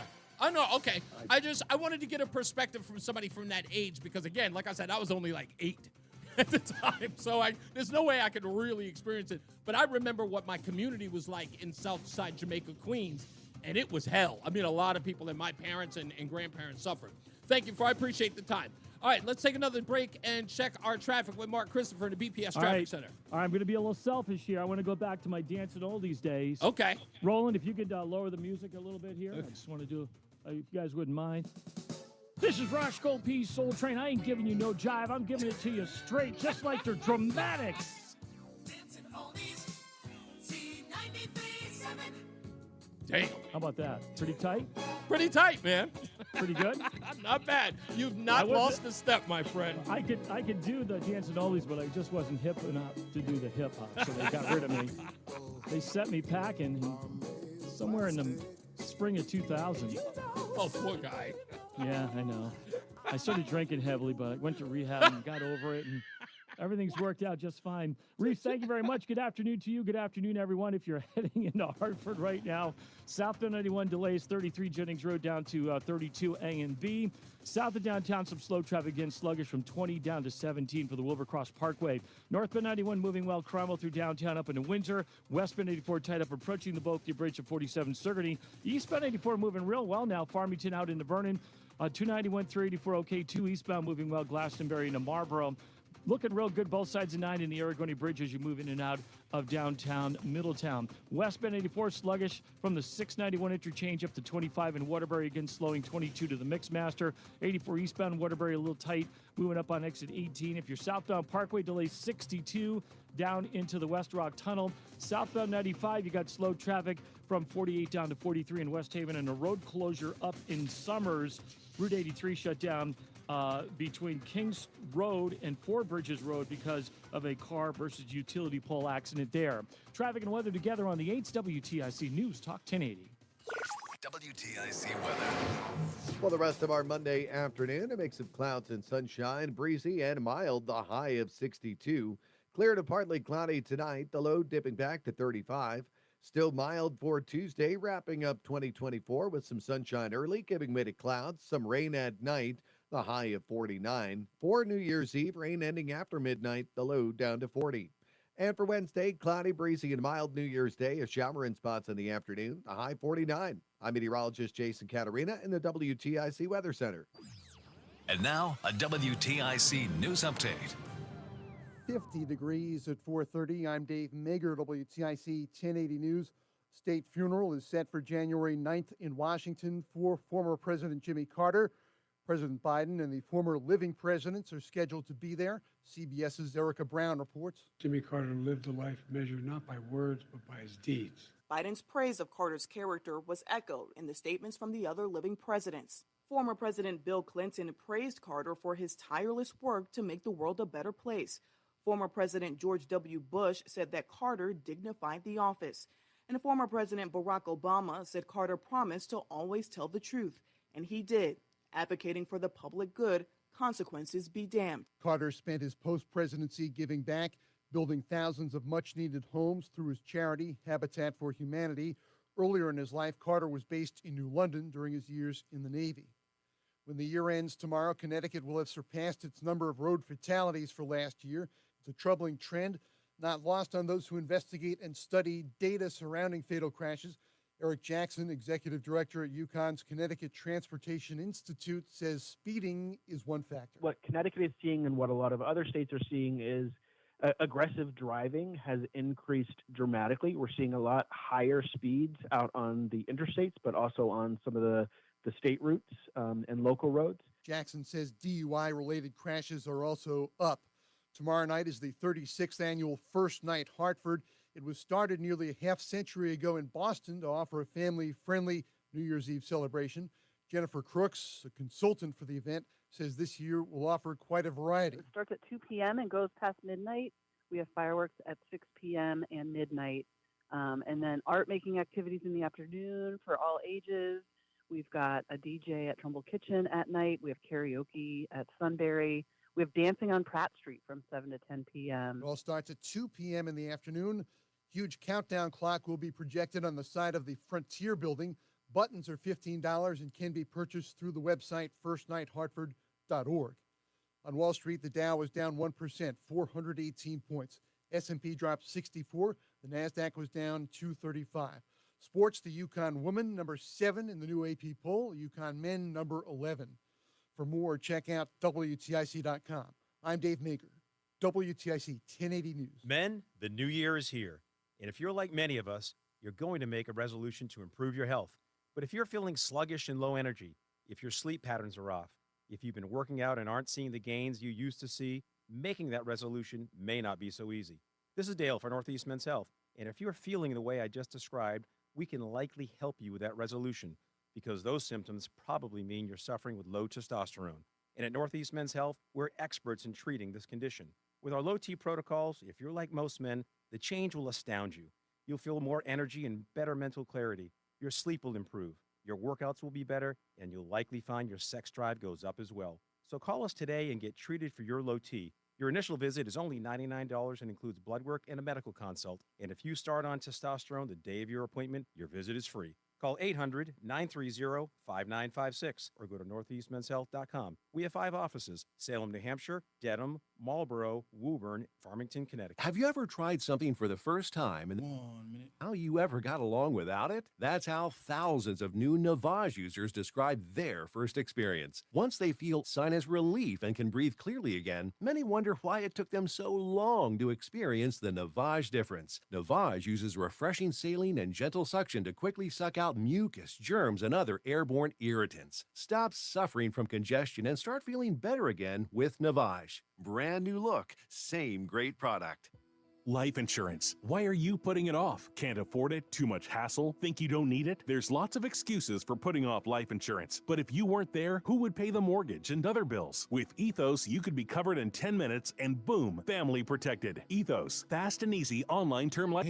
Up to $2 million in coverage with no medical exam. Some policies as low as $1 a day. Answer a few health questions and get your free quote at getethos.com. That's getethos.com. This is Reese on the radio, filling in for Todd Feinberg on WTIC News Talk 1080. We're back. Reese on the radio. Holla, holla, pop your collar. Thank you all as well for being here, as you usually do. I'm going to talk about the H-1B visas just real quick, and I'll get to the phones shortly. Just hear me out here, okay? Everyone on the news is talking about how there is some sort of conflict within the Republican Party, or MAGA for that matter, about H-1B. Some people are saying, I think it's Ramaswamy and Elon Musk are having this back and forth about whether or not we should be bringing people for the STEM and, the technical guys, the IT guys, whether or not we should be bringing those people in from India and other places across the country, and whether or not we should be giving those jobs to people in the United States first. We shouldn't be extending that opportunity to people outside of the country. It should be Americans getting American jobs first. And there are some people who say, no, but we need those guys, and that's a good immigration deal for us to have. We don't need to stop that program. There is a fight, as everyone else is describing, going on inside MAGA. But the fact that people are exploiting it or deciding that or suggesting that this is something, excuse me, that there's trouble in paradise, Democrats, liberals, leftists, this is the problem in your party. You see, when your radical knuckleheads say a man can get pregnant, you guys don't even bother to debate it. You're usually quiet. You don't even push back. In MAGA or the Republican Party, when we don't agree on something, we hash it out. We come to a compromise. We don't quell dissent. We don't rip people to shreds because they don't agree with us. That's the way it's supposed to go. That's the thing that we want from everyone, is for us to have a dialogue about things we don't agree with. We are not cookie cutter. We are not, goose stepping and following one idea. So if there is a debate, we call that a good thing. While you idiots refuse to push back on the radicals in your party. That's the reason why you're never going to get elected again, at least for the next 14, 18 years. It's the reason why you're never going to get elected again. So when you're saying it's like, oh, it's trouble in paradise, MAGA's fighting. Yes, that's smart. It means we do not all march to the beat of the same drum. That's all. Learn from us. Try it sometimes. Let's get another check of our traffic with Mark Christopher in the BPS Traffic Center. Hey, Mark. All right, Reese, thank you very much. Good afternoon to you, and good afternoon, everyone. And if you're heading into downtown Hartford right now, things overall are looking pretty good. Southbound 91 just a little slow, 33, down to 32 A and B. And then when you get down into the Middletown area, you see some slow traffic, some sluggish and stop-and-go traffic from 20 Country Club Road down to 17 for the Wilbur Cross Parkway in Meriden. Northbound 91, that moves well. Cromwell through downtown up into Windsor. Westbound 84 is slowing, approaching the Bulkley Bridge out to 45 Flatbush Avenue. 84 eastbound, just a little tight, 48 Capitol Avenue into the tunnel. 291 through 84 okay east of the river. If you're heading to eastbound, that's looking good. Glastonbury into Marlboro. Heading into Middletown, you're okay 9 in the Aragoni Bridge. Westbound 84 sluggish, approaching 26 to the Mixmaster in Waterbury. 84 eastbound a little tight by exit 18 in Waterbury. If you are traveling on the southbound side of the Parkway, look for some slow traffic now. Sluggish from 61 down to 60 in Hamden. 95 southbound delays 48 down to 43 in West Haven. Traffic and weather together on the 8 WTIC News Talk 1080. WTIC weather. Well, it'll be clear to partly cloudy, chilly tonight, the low down to 35. Then as we head into Tuesday, wrapping 2024 with a mild day, some sunshine giving way to some clouds.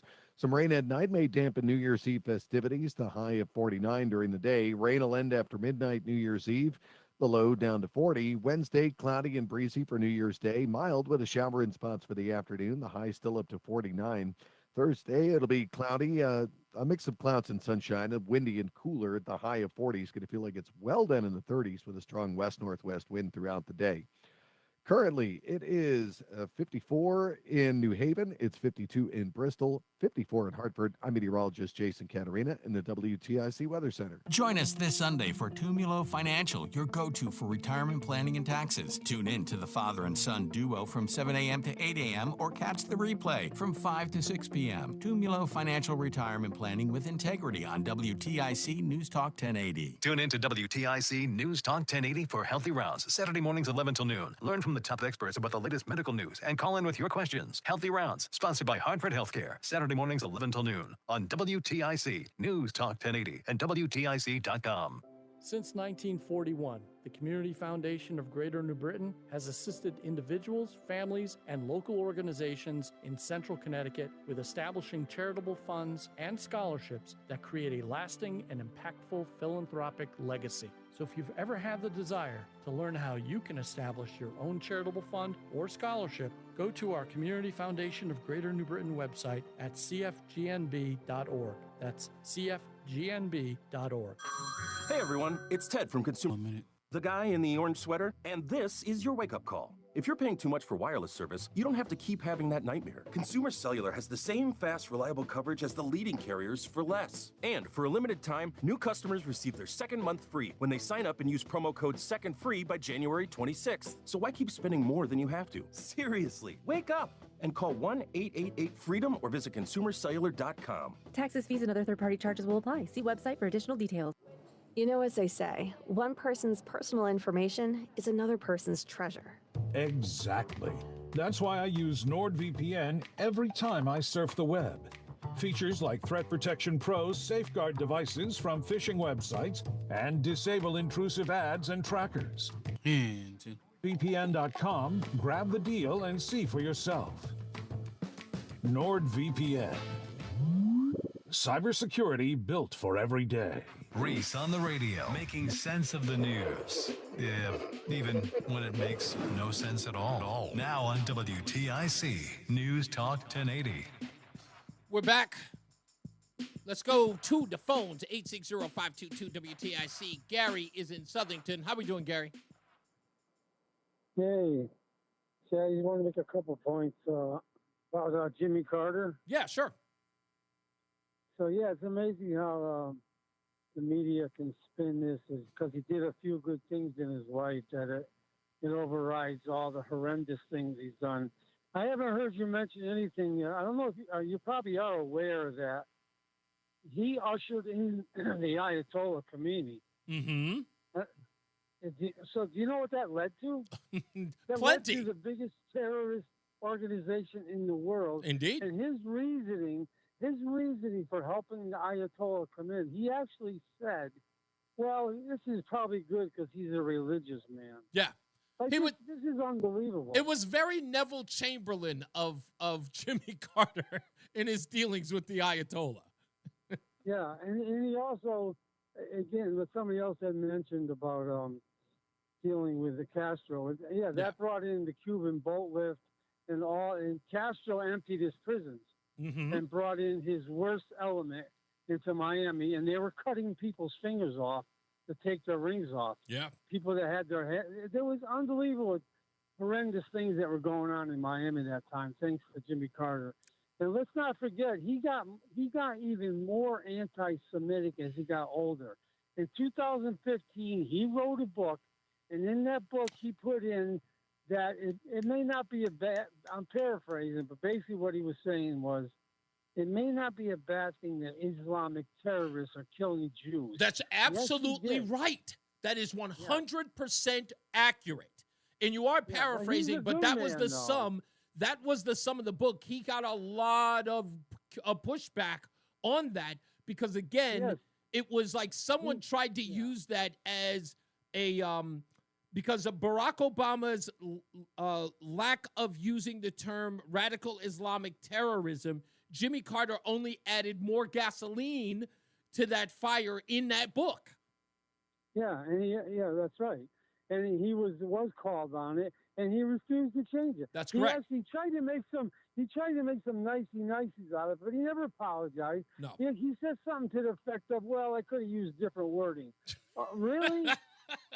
Yes, and I don't know if you know this, that now this is not, Jimmy Carter was not, but his father, Jimmy Carter's father, was a white supremacist. I never knew that. I heard that when I was a kid, and I've never really investigated enough about that. I had a lot of like very Black Panther-like folks lived in my neighborhood. A lot of people talked about that, belly-hooed about that back when I was a kid, but I never really got into it because again, it was one term, so I never really sort of investigated, but I do remember hearing that when I was a child. Yeah, but his mother wasn't, though. His mother from what I've read, his mother was a good, decent person. She tried to instill some good values in him, but he was basically a lunatic. And I don't care what anybody says about Jimmy Carter. Yeah, I wouldn't call him a lunatic. I would think he was just a bad politician. That's all. He's just No, bad. he's more than that.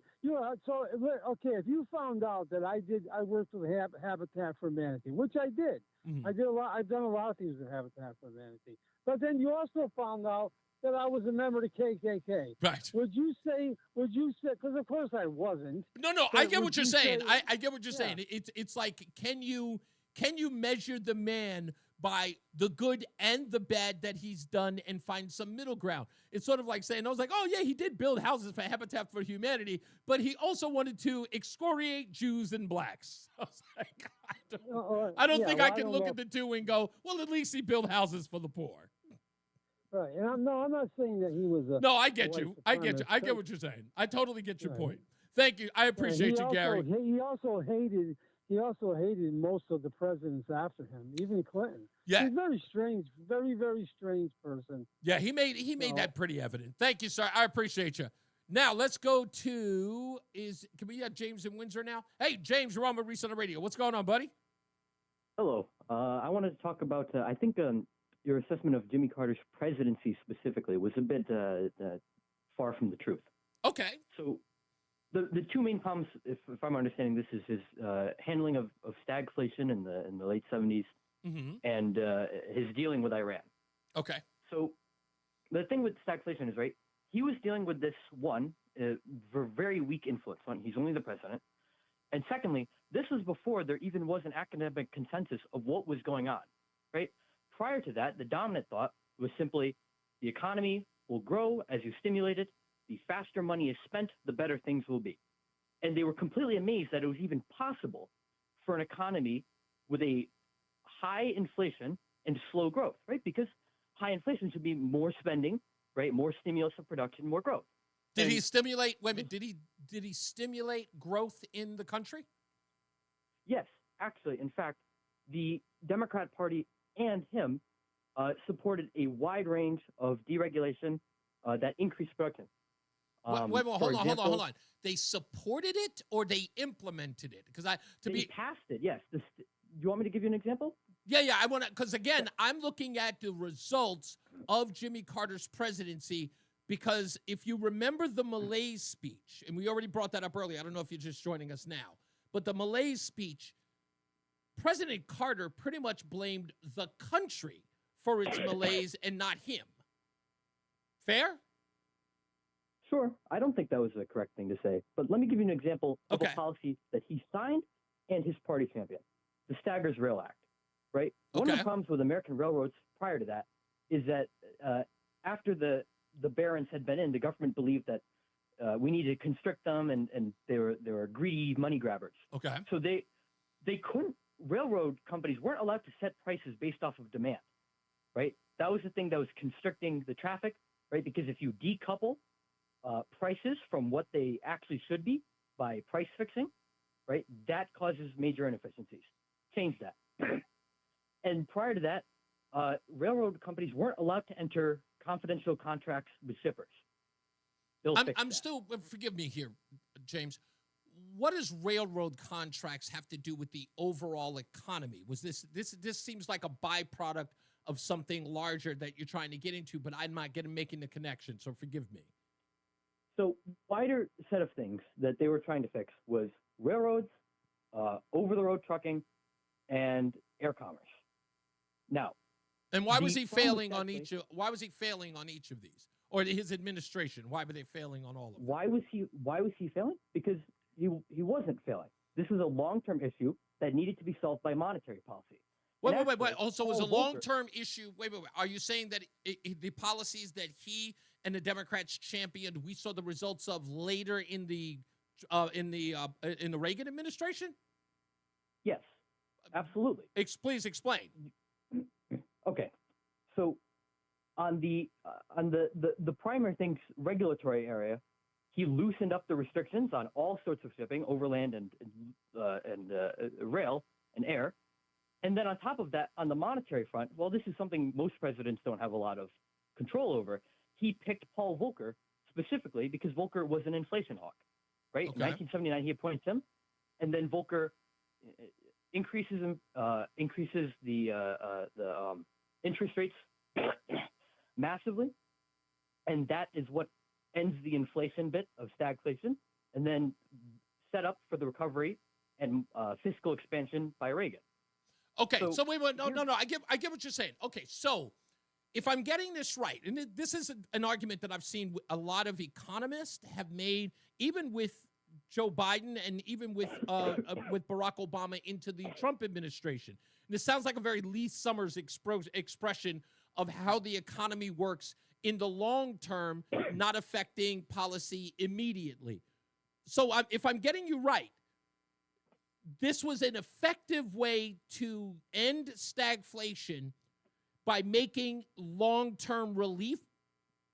Because I'm hearing you right. If I'm hearing you right, you're saying that everything that the Democrats championed would only be implemented after he left office. In other words, he was doing nothing that was immediate as a result. I didn't say everything.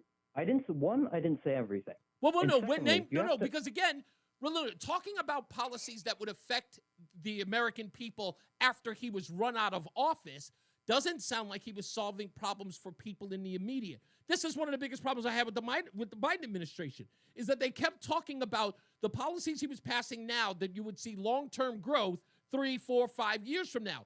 People do not buy eggs 3, 4, 5 years from now. They buy them today and tomorrow. So if you can explain to me how the Carter administration effectively changed inflation or changed the fuel, the gas lines, crime, how they affected the overall malaise in the country in the immediate, then you and I have a discussion. But you're arguing that he put in a lot of policies that Reagan benefited after he got into office. Tell me, when did Carter implement these things? Hold on. These, if you don't see instant results, that doesn't mean nothing is happening. I never said that. Stagflation was caused by fundamental issues in the economy. Okay. The American economy was largely overregulated, and that caused inefficiencies throughout the whole Why not system. end those if they were overly regulated, why And not he executive? did that. No, you can implement executive orders to remove those regulations at the stroke of a pen. Why didn't he do it? No, you can't. What do you mean he can't? He could fight. They could fight it in court, but why not? We've seen that. We saw the Trump administration say for every new regulation we had to get rid of 2. He didn't get pushed back into court for that.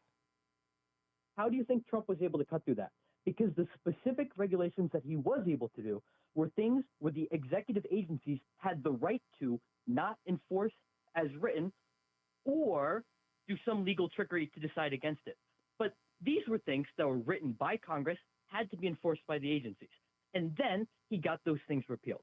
Now, secondly, you want to see immediate results? He actually did do some of that. Please. Once again, when his chairman of the Federal Reserve, Paul Volcker, increased interest rates massively, which was the academic consensus on what works on how to bring down inflation, it did. It brought down inflation. It slightly hampered the economy, but then that built Then up why the did he victory. lose? Why did he lose? Yeah, Because you said that Electoral Volcker raising the interest rates was an immediate thing that he did. Then why did he lose? What do you mean, why did he lose? He lost because he the lost. Electoral College put their votes in for Ronald Reagan. Why? It's that simple. No, Why? man. See, you're missing one point here, James. You have an existing policy, an existing president of the United States, and you have a guy that nobody wanted to touch with a 10-foot pole. The 1980 Ronald Reagan was so reviled. In fact, he was like Trump 1.0.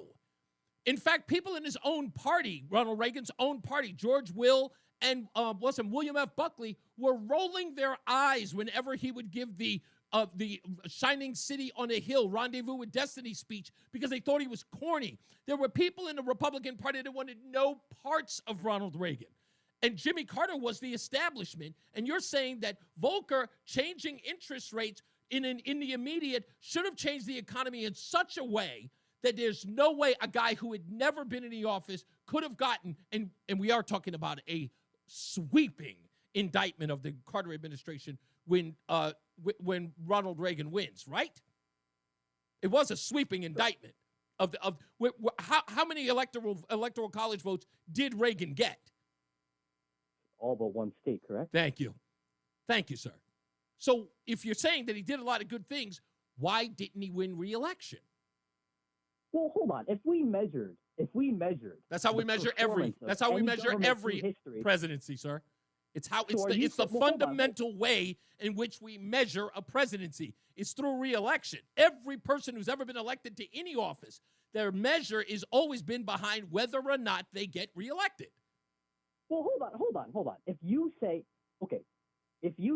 that the value and the objective way to measure performance of a policy or a policy implementer, whether that be a politician or somebody in a corporate office, by how well they're perceived by the people they're responsible to, that's a crazy argument. No, actually, it isn't. It's a hiring and firing argument in this sense, right?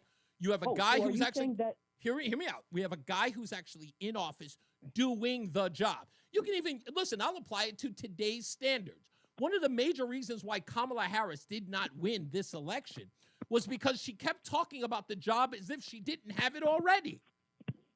And people knew she had the job. It was big. Everyone's biggest bone of contention was like, why don't you do it now? And if she had done any of the things that she was talking about doing, if she had just asked Joe Biden, hey, do me a favor, step aside, implement the things that I'm talking about so people know that they're real and will get elected. And they never moved on it. They had the power to do it, and they never did it. And they went back to the guy who they told us was going to be a threat to everything we hold. So it's always a measure. Re-election is a measure. Obama was good because he got reelected? You think Obama was good because... Actually, I'll tell you exactly. The only reason why, and by the way, Barack Obama got barely reelected. But the reason why Obama got reelected in 2012 was because of Hurricane Sandy. And it was because Mitt Romney did not show up when it was necessary. He took a back seat. And when they showed Barack Obama hugging Chris Christie in New Jersey, he looked like the guy who was in charge. He looked like the guy who was going to get the... It's sort of like when George W. Bush wins in 2004 in the middle of the Iraq War. You don't change horses midstream. It didn't matter that John Kerry actually had a military background to speak of. It was because George W. Bush was in the middle of a war and he had an approval rating of over 55%. That's why. We got to take a break, though, but I thank you for the exchange. Let's go to Mark Christopher again in the BPS Traffic Center. Hey, Mark. Hey, Reese, thank you very much. Good afternoon to you and to everyone. And this traffic report being brought to you by the Connecticut Prevention Network. Heading into Hartford, westbound side of 84. Delays approaching the Bulkley Bridge out to 45 Flatbush Avenue. 84 eastbound. Some slow traffic now between 46 and 48 Capitol Avenue downtown. Southbound 91's a brief slowdown at 33 Jennings Road down to the 84 West merge at 32 A and B. Now, as you move down in toward the Meriden area, you're going to see some delays. 91 southbound approaching 19 down to 17 for the Wilbur Cross Parkway. It looks good east of the river. 291 through 84. 2 eastbound's okay. Glastonbury into Marlboro. Quiet Middletown. 84 westbound in Waterbury, you've got delays from 26 up into the Mixmaster. 84 eastbound slowing by 18. If you're traveling on the southbound side of the Wilbur Cross Parkway, some slow traffic now from 62 down into the West Rock Tunnel. 95 southbound delays from 48 down to 43 in West Haven. Road closure up in Summers this afternoon. Route 83 is shut down between King Road and Four Bridges Road because of a car versus utility pole accident there. This holiday season, the Connecticut Prevention Network reminds us to celebrate responsibly. Alcohol misuse doesn't just impact you, it touches your family and friends too. If you're struggling, call or text 988 today for immediate support.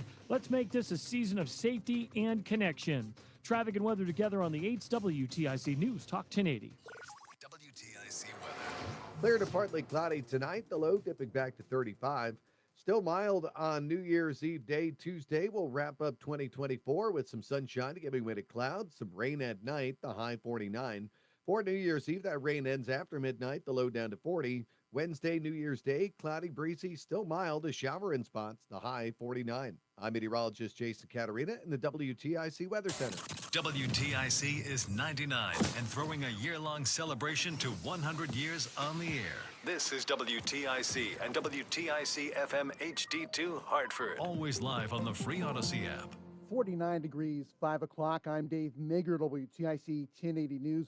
Brought back to the U.S. this weekend after fleeing to Puerto Rico. An alleged double killer is held on $5 million bond.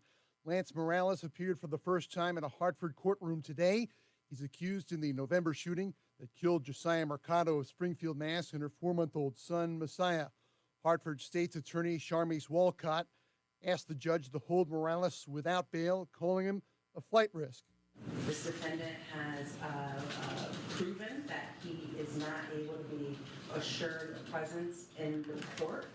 After committing this crime, he immediately escaped to Puerto Rico. He then attempted to elude capture for several days. The audio from WFSB, an arrest warrant released today, says Morales attacked the victims over a $400 debt, and he opened fire knowing the baby was in the car he was shooting at. Morales faces charges including murder with special circumstances.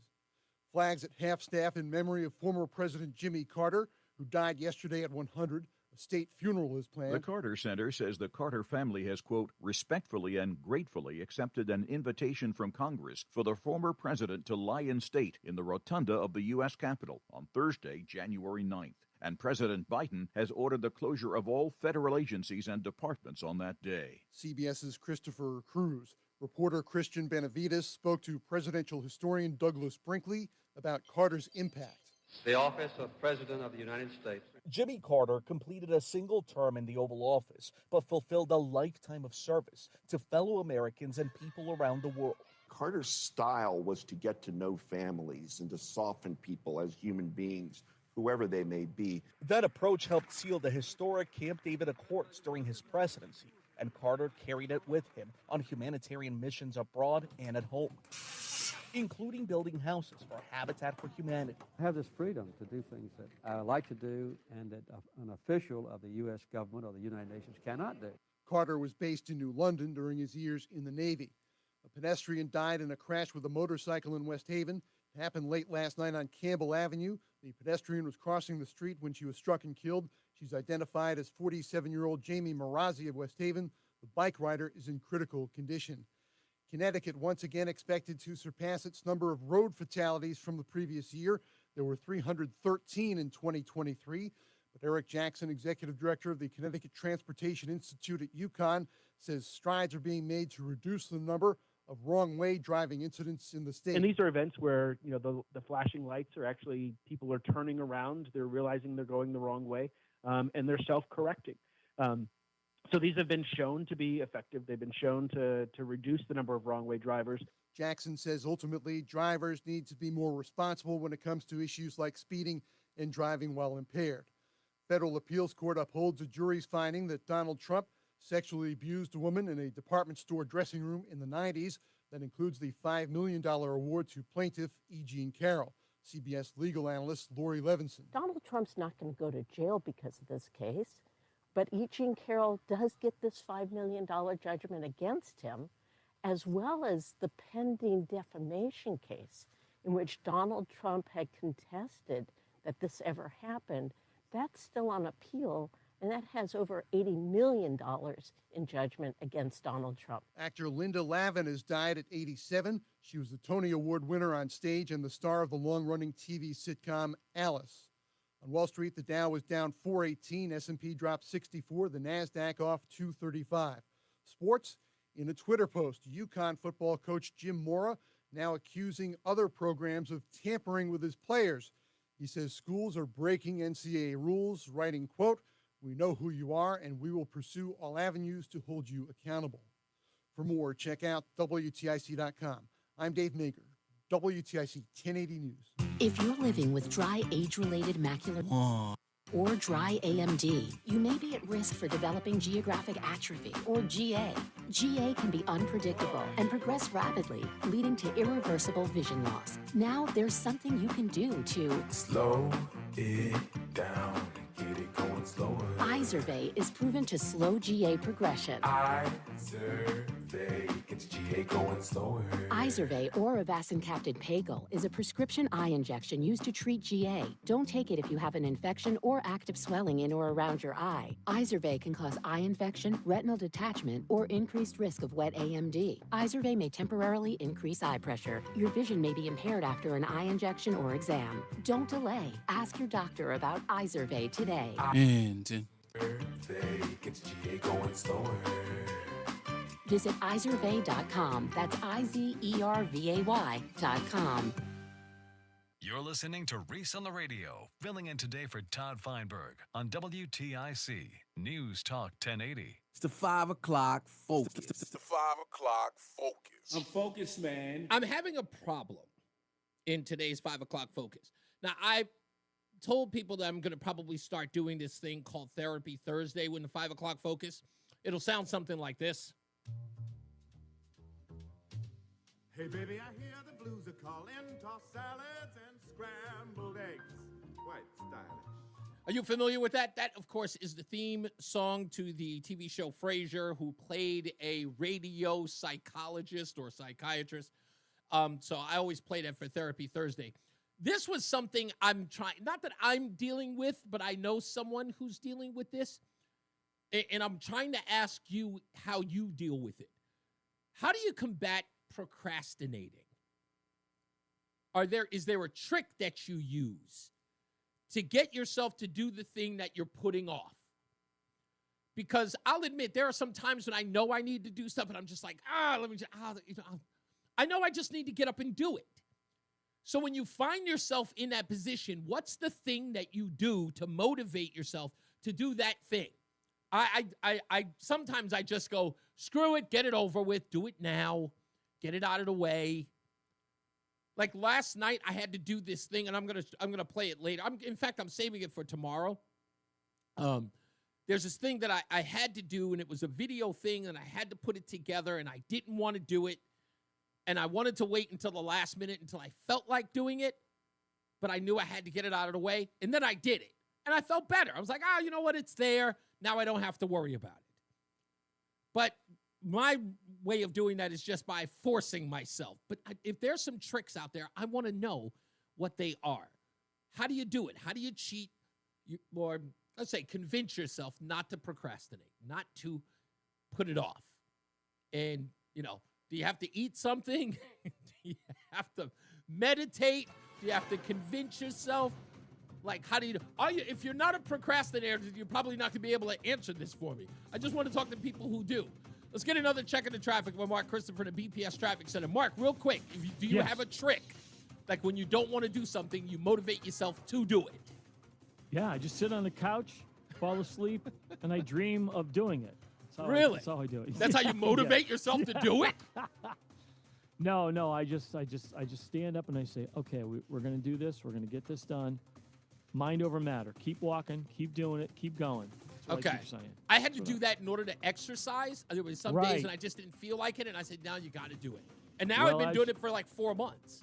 Well, good for you. I mean, that's what they're running commercials now. They say the second Friday in January is when everybody quits exercising. Really? And you know the old saying is the hardest thing about the gym is getting there. Yeah. Once you're there, you're motivated. It's just getting in the car or walking to the gym. Getting there is the hardest part of it. If you're heading into Hartford right now, westbound side of 84, you got delays approaching the Bulkley Bridge out to 45 Flatbush Avenue. 84 eastbound, a little tight approaching 48 Capitol Avenue.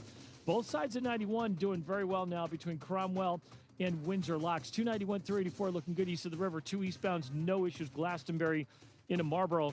Quiet in Middletown. Waterbury still a little sluggish now from 25A up to the Mixmaster in Waterbury. Southbound 91's losing some speed approaching 19 to 17 in Meriden. Southbound Parkway delays 61 down into the West Rock Tunnel. 95 southbound, you'll see some slow traffic 46 to 43 in West Haven. And in Summers, Route 83 is shut down between King Road and Fort Bridges Road because of a car versus utility pole accident there. Traffic and weather together on the 8 WTIC News Talk 1080. WTIC weather. Mainly clear and chilly tonight. The low down to 36. Wrapping up 2024 on Tuesday with a mild day with sunshine and giving way to clouds. Rain at night will soak New Year's Eve festivities. The high of 49.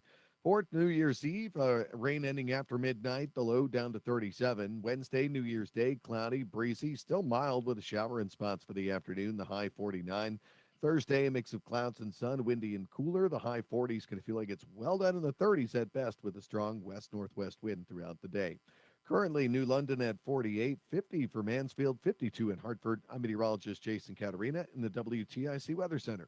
Eggland's Best. The only eggs with more fresh and delicious taste, plus superior nutrition. Available in so many delicious varieties. Classic, cage-free, organic, free-range, and pasture-raised. Eggland's Best. Better taste, better nutrition, better eggs. Don't let winter catch you off guard. Be prepared with an Aaron's snow thrower. Every Aaron's two-stage snow thrower is handcrafted in the USA with powerful engines that won't bog down in any condition. Aaron's builds the toughest machines for the worst conditions with a model to fit every need, including features like hand warmers, electric joystick chute control, and auto turn steering. Throw back what old man winter dishes out with an Aaron's, the king of snow. Visit your local independent Aaron's dealer today. Joel Johnson here with Johnson Brunetti. We do free financial workshops all over the state. One is coming right to your neighborhood. Topics we cover are how to make sure you're not going to run out of money during retirement, estate planning, and also investment risk management. Call or text the word workshop to 1-800-705-1232 to receive more information on our free financial workshops. Just call or text the word workshop, 1-800-705-1232. Investment advisory services offered through JB Capital, LLC, a registered investment advisor. Insurance products offered through JN Financial, LLC. Wesley Financial Group is not a law firm.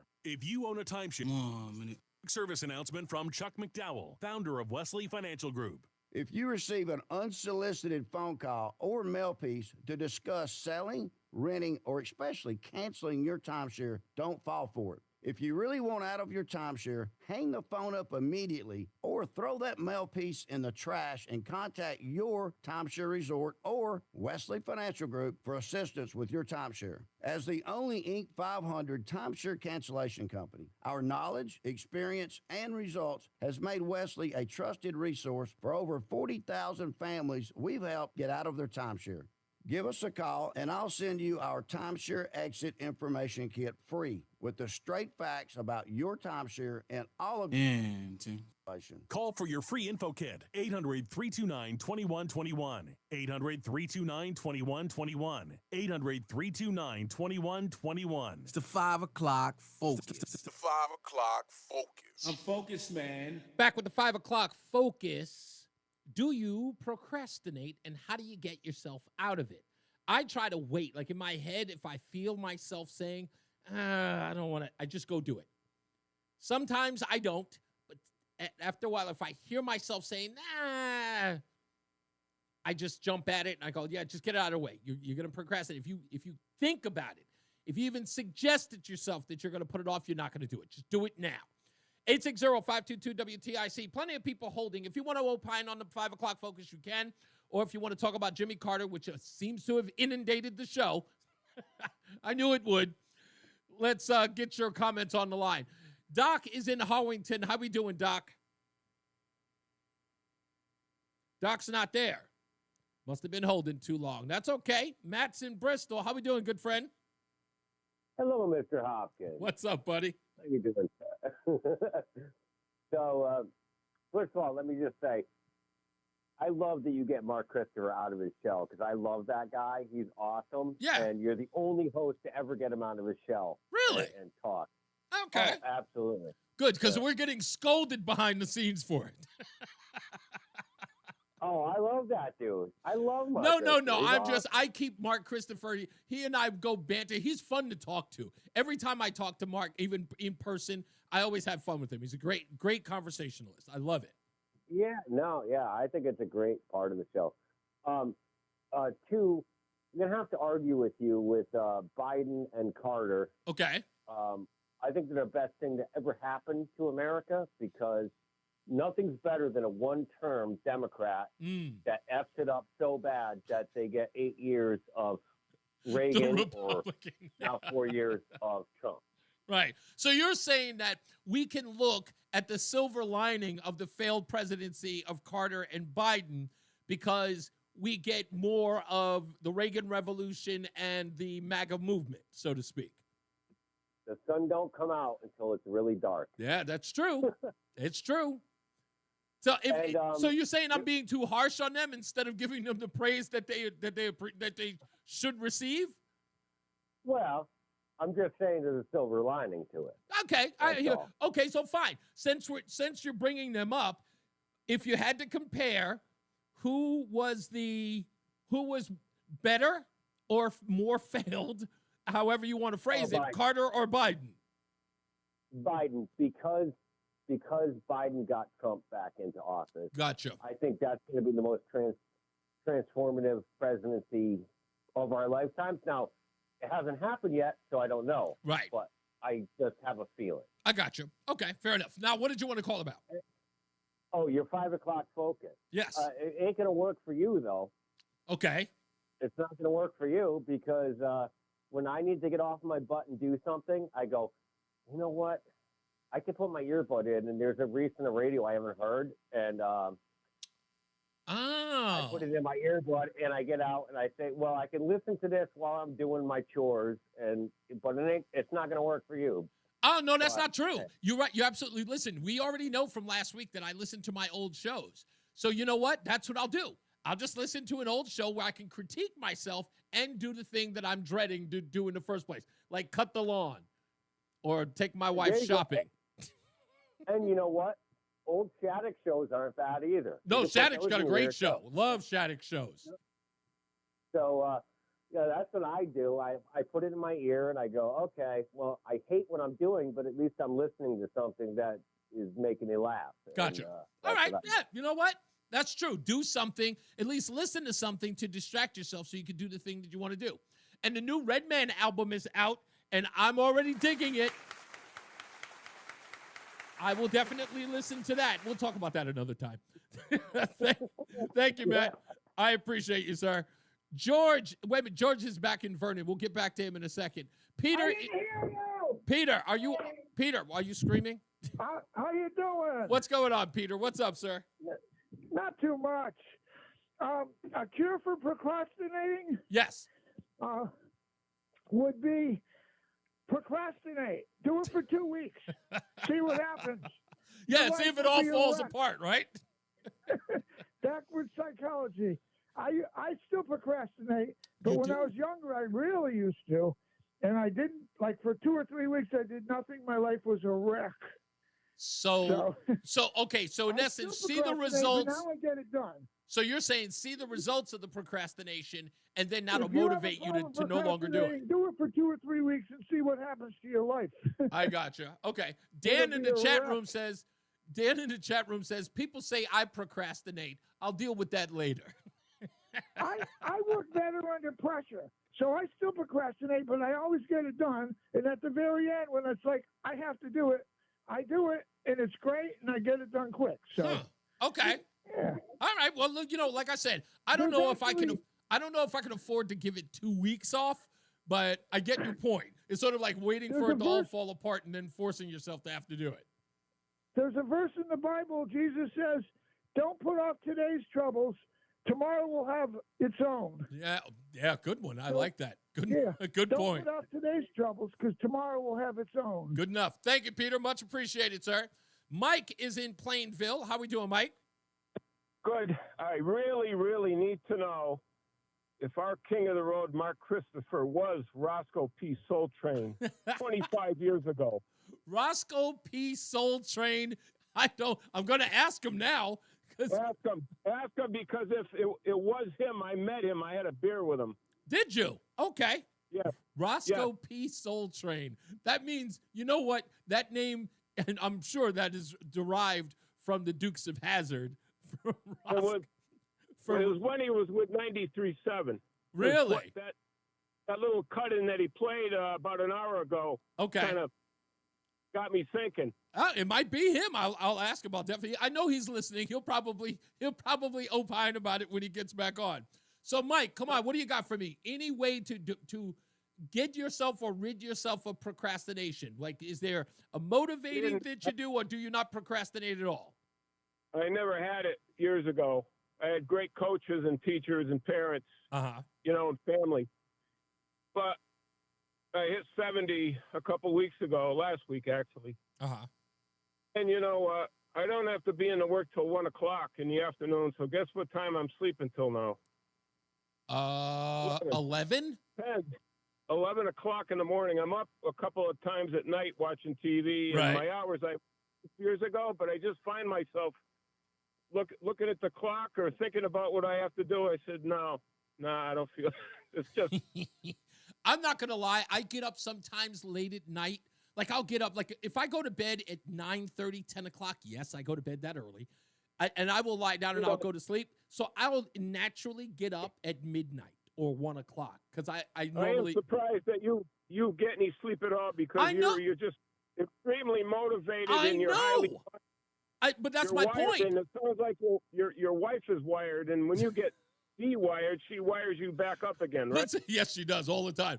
But that's my thing. I can only sleep for 4 hours, Mike. A 4-hour interval. So I'll get up at 1, maybe 2 o'clock in the morning, and I got to sit up and I got to look at my phone or watch something online before I can go back to sleep. But even then, I want to go to my office. Yeah. I'm 8 to 10 hours a night sleep, solid. Well, I don't know, man. Lucky you. I still don't know how to do that. Lucky. I still do. Well, That's a lucky bit. Too. It's all the bodily injuries from years ago. Oh, okay. Sports and just, being active. I have no regrets about my active lifestyle that I've had. Yeah, none. I hear that. Hey, look, you know what I had to be convinced that when I need the rest, I need to take advantage of it. Thank you, Mike. I appreciate you, sir. John Beckman in the chat room says, I have to leave to go get a root canal in an hour. Any suggestions to get out of it? Now would be a perfect time, John Beckman, to procrastinate. But Michael A. says, I wouldn't say that I procrastinate, but I don't like being reminded to get that chore done every 3 months. Well, that, my friend, I'm going to applaud you, that you can get your wife to continue to nag you for 3 months before she forces you. You think I could get away with 3 months? I can't get away with 3 minutes. 3 months? You've got it good. At what point does she give up, Michael A.? Because I met your wife. I'm wondering, your wife doesn't seem like the type of person who would tolerate you not doing a chore for 3 months. You know what? You guys have never met Michael A. or his wife, but we got to meet. Thankfully, we got to meet during election week, and his wife was there. And his wife, she appears to be that woman that if you say something off color or disrespectful, that she would old school grab you by your ear and walk you into the next room. That's the kind of impression she gives. She would grab you by the ear and say, what'd you say? What'd you say? And it doesn't matter what age you are, you would have to follow her. That's the type of woman my wife is not tall enough to do that. Michael A. says she's not here right now. That's okay. You just replay the show to her and let her know I gave her a shout out.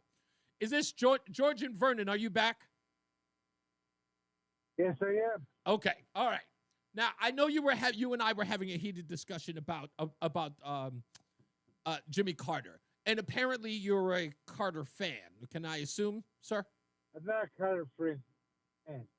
I'm a president. You're a presidential what? I'm a president fan. You're cutting off, George. I'm sorry. Say that one more time, and if you could get to a solid place. I am a president fan. You're I'm hearing you say something fan, but it sounds like you're saying a presidential fan. I am a presidential fan. We have to respect our president. I don't think we have to. No. Hold on. We don't have to respect all of our presidents. I don't see that I'm committed to respecting Woodrow Wilson. I don't see any real respect in that. A guy who introduced the Klan to Congress, a guy who mainstreamed the Ku Klux Klan. You got to explain to me how I'm going to respect that. Lyndon B. Johnson referring to, the civil rights legislation as the N-word bill. I don't know whether or not I'm going to do that. Right. Jimmy Carter is just like any other man, as it were. He was a president. I understand that, but wait a minute. If that's the case, if we're supposed to respect the office, we should have seen that. Listen, if we're supposed to respect the office, we should have seen that for Nixon. The office, exactly. Yeah, okay. Then that should have been the case with Nixon. It should have been the case with Nixon. It should have been the case with George W. Bush, Herbert Walker Bush, Ronald Reagan. That was never the case. interface with you. You're not respected because if you don't respect the office, I don't think that respect is a given. You're a terrible person. Okay, all right. Well, I'm sorry, George. I just don't think that respect is just given just because you say it has to be. I think that is earned. You're not anointed. This isn't a monarchy. And I think if you behave poorly, like first of all, Bill Clinton, regardless of what anybody says about Bill Clinton, you can throw every policy in the Bill Clinton era at me and say what a great guy he is. I have personal, and I do mean personal animus with Bill and Hillary Clinton. When I say personal, I mean personal beef. If Bill Clinton and I were ever at a dinner together, as the kids would say, he and I would have to throw hands. I have a personal beef with him, and it isn't about his policy. So I'm not earned. He's not earned or owned any respect or at all. Yeah, I agree with you, Craig, on that one. It must have been. But never in my life do I just get respect. For what? I mean, even bozos vote for American Idol.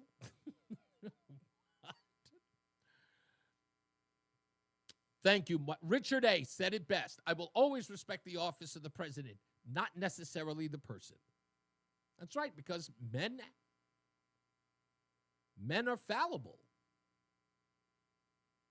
Beckman says, I have zero respect for Biden. I mean that 100%. He has done nothing but ruin this country. He is the head of the Biden crime family and sold his soul to the devil for free money and from foreign countries. Tell me, how am I supposed to respect that ish? I couldn't believe. Hey, look, couldn't agree with you more. Couldn't agree with you more.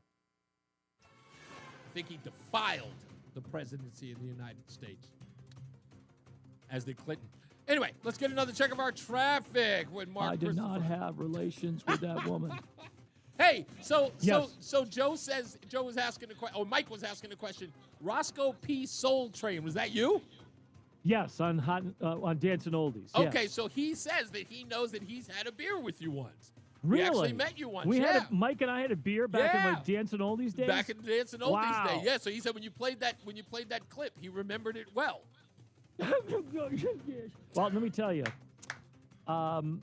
Roscoe P. Coltrane, of course, was from Roscoe P. Coltrane from the Dukes of Hazzard. Okay, my And favorite show. I'm playing soul music. I needed to come up with a name, so I said Roscoe P. Soul Train instead. Right. Perfect name. I couldn't have done it better. Mike and I probably had a beer down at the Boar's Nest. Daisy Duke served it to us. And let me tell you, that night we had the beer. Boss Hogg was being a total jerk. He was trying to charge us a cover. We just wanted to go in and have a quick beer. And he was like, Roscoe, get me those Duke boys before I de-promote you to dog warden. Gosh, boss, we're going to get them. Me and Flash, we're going to get the Duke boys. We're going to get fired. Yes, we are. But Saul Brooks, Boss Hogg, was a Shakespearean actor. Yes, he believe was. it or not. Yes, he was. But that, I don't know, that show to me was the ultimate. It was. I had no life when I No was one 15. looks up in Hazard, my friend. No one looks up. No. And the best thing was when they went to cut the commercial and they were halfway over the ravine jumping. You didn't know what was going to happen. It was great. Westbound 84 coming into Hartford West is slowing, approaching the Bulkley Bridge out to 45 Flatbush Avenue. 84 eastbound is tight. 46 up to 48 Capitol Avenue. Both sides of 91 moving okay. Cromwell up into Windsor Locks. 291, 384 okay. 2 eastbound moving well into Glastonbury. We do have a crash now. 91 southbound on the Middletown Meriden line. It's on the right shoulder by exit 19, so a little bit of a delay there. Southbound Parkway slowing 61 into the West Rock Tunnel. 95 southbound delays in New Haven. 46 down to 43. In West Haven, road closure up in Summers. We have Route 83 shut down between King Road and Four Bridges Road. Car versus utility pole accident there. Traffic and weather together on the 8th WTIC News Talk 1080. WTIC weather. Clear to partly cloudy tonight. The low dipping back to 35. Still mild on New Year's Eve day. Tuesday will wrap up 2024 with some sunshine giving way to clouds, some rain at night, the high 49. For New Year's Eve, that rain ends after midnight, the low down to 40. Wednesday, New Year's Day, cloudy, breezy, still mild, a shower in spots, the high 49. I'm meteorologist Jason Caterina in the WTIC Weather Center. And now, a WTIC news update. 47 degrees at 5:30. I'm Dave Mager, WTIC 1080 News. An arrest warrant says the Waterbury man accused of killing a mother and her baby in Hartford shot the victims over a $400 debt. And he opened fire knowing the baby was in the car he was shooting at. In a Hartford courtroom for the first time today, Lance Morales ordered held on $5 million bond. He's accused in the November shooting that killed Josiah Mercado of Springfield, Mass. And her 4-month-old son, Messiah. Morales faces charges including murder with special circumstances. The convicted felon also faces several pending cases out of Waterbury.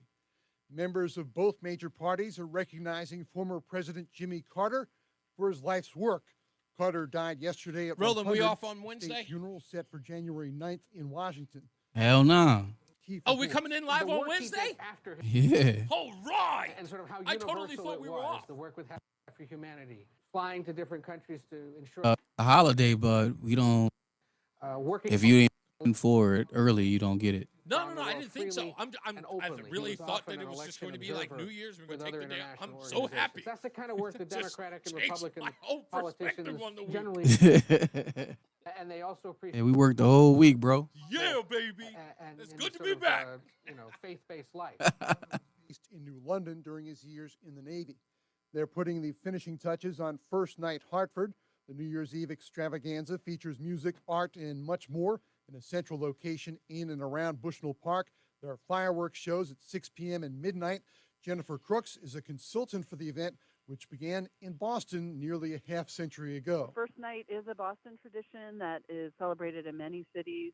It doesn't have a national nonprofit anymore, but First Night Hartford Inc. is a nonprofit, and we produce both First Night Hartford and Hartford Bonanza, which is a summer event that also has fireworks. The side of the Frontier building will feature a massive digital countdown clock. It's projected as part of the new Magic Mural art wall. First Night takes place from 2 p.m. to midnight. $15 button gets you admission. Information is available at firstnighthartford.org. On Wall Street, the Dow is down 418. S&P dropped 64 points. The NASDAQ down 235. In sports, former Jets coach Rex Ryan tells ESPN New York he expects to interview for the Jets coaching job, which is now open. UConn woman number 6. Why in the world would Rex Ryan even want to come back? He went to two more, back-to-back check out AFC Championship WTIC.com. games. I'm Dave. So he's still trash. He's not trash. I wish I'd gotten treated for my erectile He dysfunction got sooner. to both of Ben, those I hear with this all the time garbage, from our butt patients. This is fumble, Dale for Northeast Mark Men's Health. And if Sanchez. ED is a problem in your life, resolve to get it treated today. It was the And closest stop thing to having it Bill affect Parcells you we and ever the one had. you love. ED is simply a medical condition. It's fully treatable. And at Northeast Men's Health, we have treatments that are effective in well over 90%. Oh, you ain't got no answer for that? If you're like most guys, your ED Why did he retire? past. In Oh. fact, you could be having great I don't know. sex I didn't hear within a you day or ask two that of your question. first appointment, and you'll also likely I find don't you're know why he performing like you retired. haven't in a long I time. don't know. Maybe It's the because new he year. didn't think that he Resolve had to it get in your him ED anymore. treated and changed. 7 years Northeast has passed. It Initial visit is doesn't only matter. $99 He and should includes come blood back. work, a Ain't medical nobody else. consult, and if Well, first medically of all, I'll advised, put a it to you test this way. dose. And if that test As dose far as doesn't work in the defensive office, coaches your visit go, is free. Rex Call Ryan was the best defensive coach we had 800-930-5956 or go to because he got us to the northeastmenshealth.com. promised We land. have 5 He got us to offices: the AFC Salem, New Championships Hampshire, with Dedham, Braylon Marlboro, Edwards Woburn, Farmington, and- Connecticut. and- Northeast and Men's Health, Mark a Fermetic Sanchez. restorative. Yeah, the problem with that is One person's personal information. you need a Shanahan or a, Whoa. How's Shanahan doing in San Francisco right now? I'm talking about for offensive Oh, yeah. offensive mind. You need one of them. I totally like agree. Washington has. He used to be a head coach, but now he's just OC. And that's a better fit for him. I agree. Listen, Don't get me wrong. I'm the first person to tell you that we need cybersecurity built for listen, every day. We need a defensive coordinator. Life insurance. Why that are you putting it off? will probably Can't be afford a it? head Too much coach in hassle? the future. Think you don't need like, it? but There's we need lots of excuses a for Steve putting off life Spagnuolo insurance. But if you were Oh, type yeah. guy, you know what I mean? Yeah. On defense, Ethos, you could be covered we in know 10 minutes Spagnuolo and could boom, be a family head coach protected. somewhere, but that was the Ethos, biggest fast problem with and easy Spagnuolo. online term is that life insurance. it, Up to it $2 million limited in reach coverage with as no medical a exam. head coach. Some policies as low as and $1 you just a can't day. take a Answer great a few health defensive questions and coordinator and get make your him a free coach. You quote just at can't. I getethos.com. know everybody wants to gig, but you got to pay a defensive coordinator to stay. Pay him all the money in the world, but keep him as defensive coordinator. Yep. Don't make him a freaking head coach. They ruin it every time. Well, they all want their chance though. That's Yes, why. I know. Richard, listen. Robert Saleh turned San Francisco around. He should have never, ever left San Francisco. Because him and Kyle Shanahan today, they would have beat the crap out of Patrick Mahomes. The Yeah. two of them together. Oh, here we go. Listening to Reese on the radio, filling in today for Todd Feinberg on WTIC News Talk 1080. Yeah, there's a reason why you have got to join the show behind the scenes in the chat room, because I am screaming my head off about Rex Ryan coming back to the Jets. Because again, I'm the Jets fan, and I was thinking about leaving them this year, but I'm just going to deal one more year. I say that every year, by the way. I'm sticking with them. I just can't. I can't. Anyway, it's time for What Had Happened Was.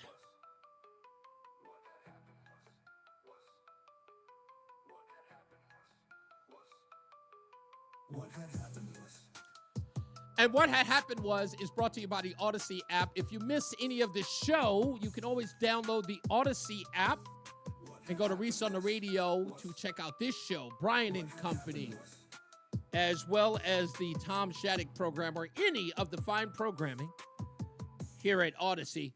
What had happened was today, we cannot get away from the passing of our 39th president, Jimmy Carter, and we've talked about him at length. We've took plenty of phone calls about him. The stupidest thing that I read today is about an R&B singer artist who refuses to work with white folks. I'm not understanding why. Also, there is a beef going on between individuals in MAGA or in the MAGA coalition about H-1B visas, people who come in from overseas to work in this country, and people are saying that they should should happen to them, or at least they should sort of tamp it down, the amount of people who get in on H-1B visas, because they believe it's nothing more than a pathway to citizenship, and as well as a chain migration problem. But this, as I said, is evident that our party has the important discussions, and we hash them out. We do argue. No one is goose-stepping down the road and agreeing with one another. And while people in the news media are saying, oh, do you see the fighting going on in MAGA? It's like, yes. That's because nobody should take anything for granted. Everyone should have to fight and volley for the position they stand for in order for it to be a policy decision. That's the reason why Democrats lost, because their radical left dictated every argument in their party. That's why they didn't win. So, learn from us. Let's get another check of the traffic. Again, that's what had happened was download the Odyssey app so you can watch or listen to the program whenever you like. Now let's get to the traffic with Mark Christopher in the BPS Traffic Center. Hey, Mark. All right, Reese, thank you very much. Well, good afternoon. If you're heading into Hartford right now on the southbound side of I-91, it's a good ride as you move from Windsor down into Cromwell. And we're going to see some delays now as you approach exit 20, Country Club Road in Middletown. We have an accident just prior to exit 19. It looks like it's right shoulder, so that's what's slowing you down there. Could be a little bit of the right lane taken out there.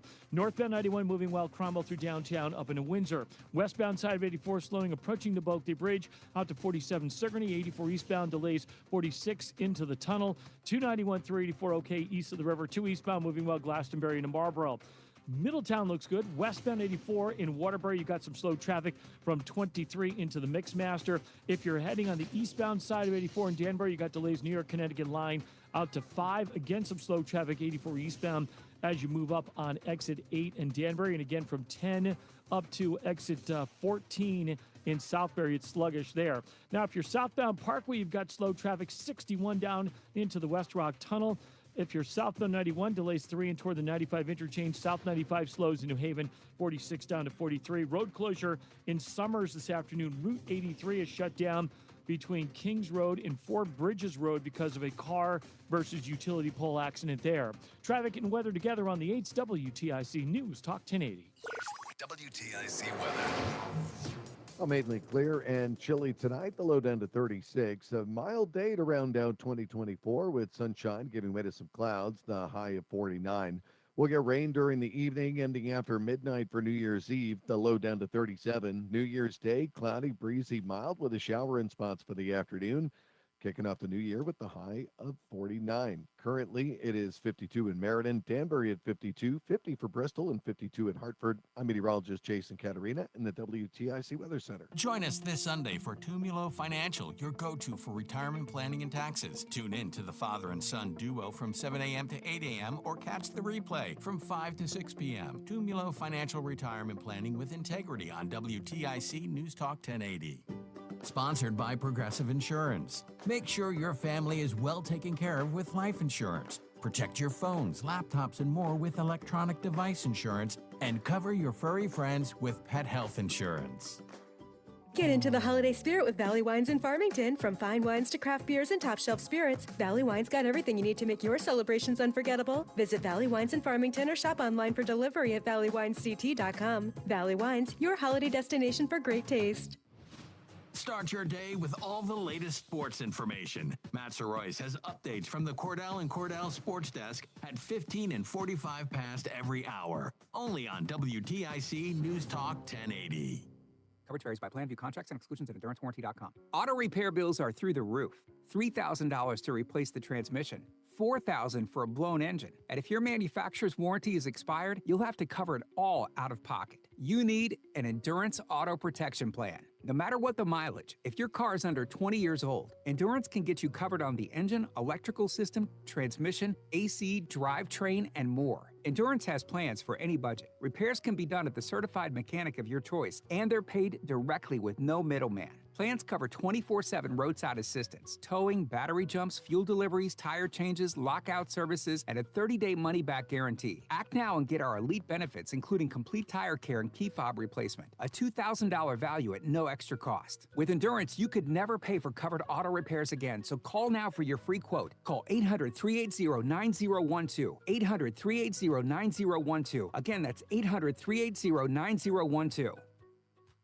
We all hear the radio ads about the eye. 1 minute. Be afraid, to be scared, and they try to frighten you into calling. I'm not here to do that. Tax Relief Advocates is different. TRA is here to tell you that if you owe money to the IRS, whether it's $5,000, $50,000, or $500,000, we have a solution. It doesn't matter if you're sitting in your car, at work, or with your kids. No matter where you are, call now. 800-575-6481. Don't lose hope. TRA can eliminate or reduce what you owe to the IRS. Generous programs are now available that can give you a fresh start. Our passion is taxes and helping individuals fix their IRS problems. We have over 1,000 5-star reviews on Google and an A+ with the Better Business Bureau. You don't need to be afraid of the IRS any longer. End your tax nightmare today by visiting us online at TRA.com or call 875-6481. That's 800-575-6481. Tax Relief Advocates. Real solutions for real people. What's up, everybody? You know who it is. You know who it is. You know who it is. It's Reese on the radio. Frederick Douglass of the 21st century. It's WTIC News Talk 1080.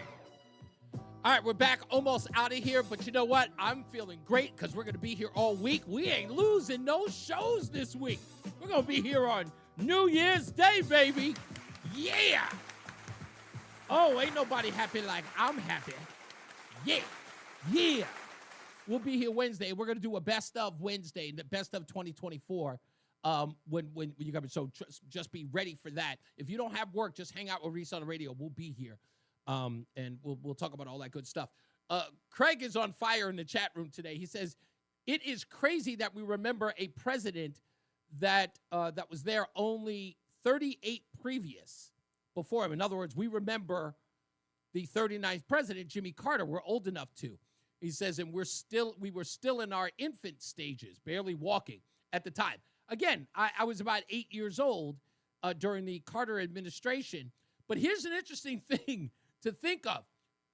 We are coming up on the 47th president this year, which means that's how young this country is, if you really think about it, right? Coming up on 47 presidents, and we had some re-elections, as it were, right? But 47 is not a lot since the inception. And something immediately came to my head, Craig, when you wrote that, is that I went to go look how many head coaches were coaching the Cleveland Browns since 1980. And that number is 17, baby. 17 coaches since 1980. It's almost half. It's almost half Cleveland Browns. So whenever I feel horrible about my Jets, I just remember that. Let's get back to the phones. Todd is in Unionville. How you doing, sir? Thanks for holding.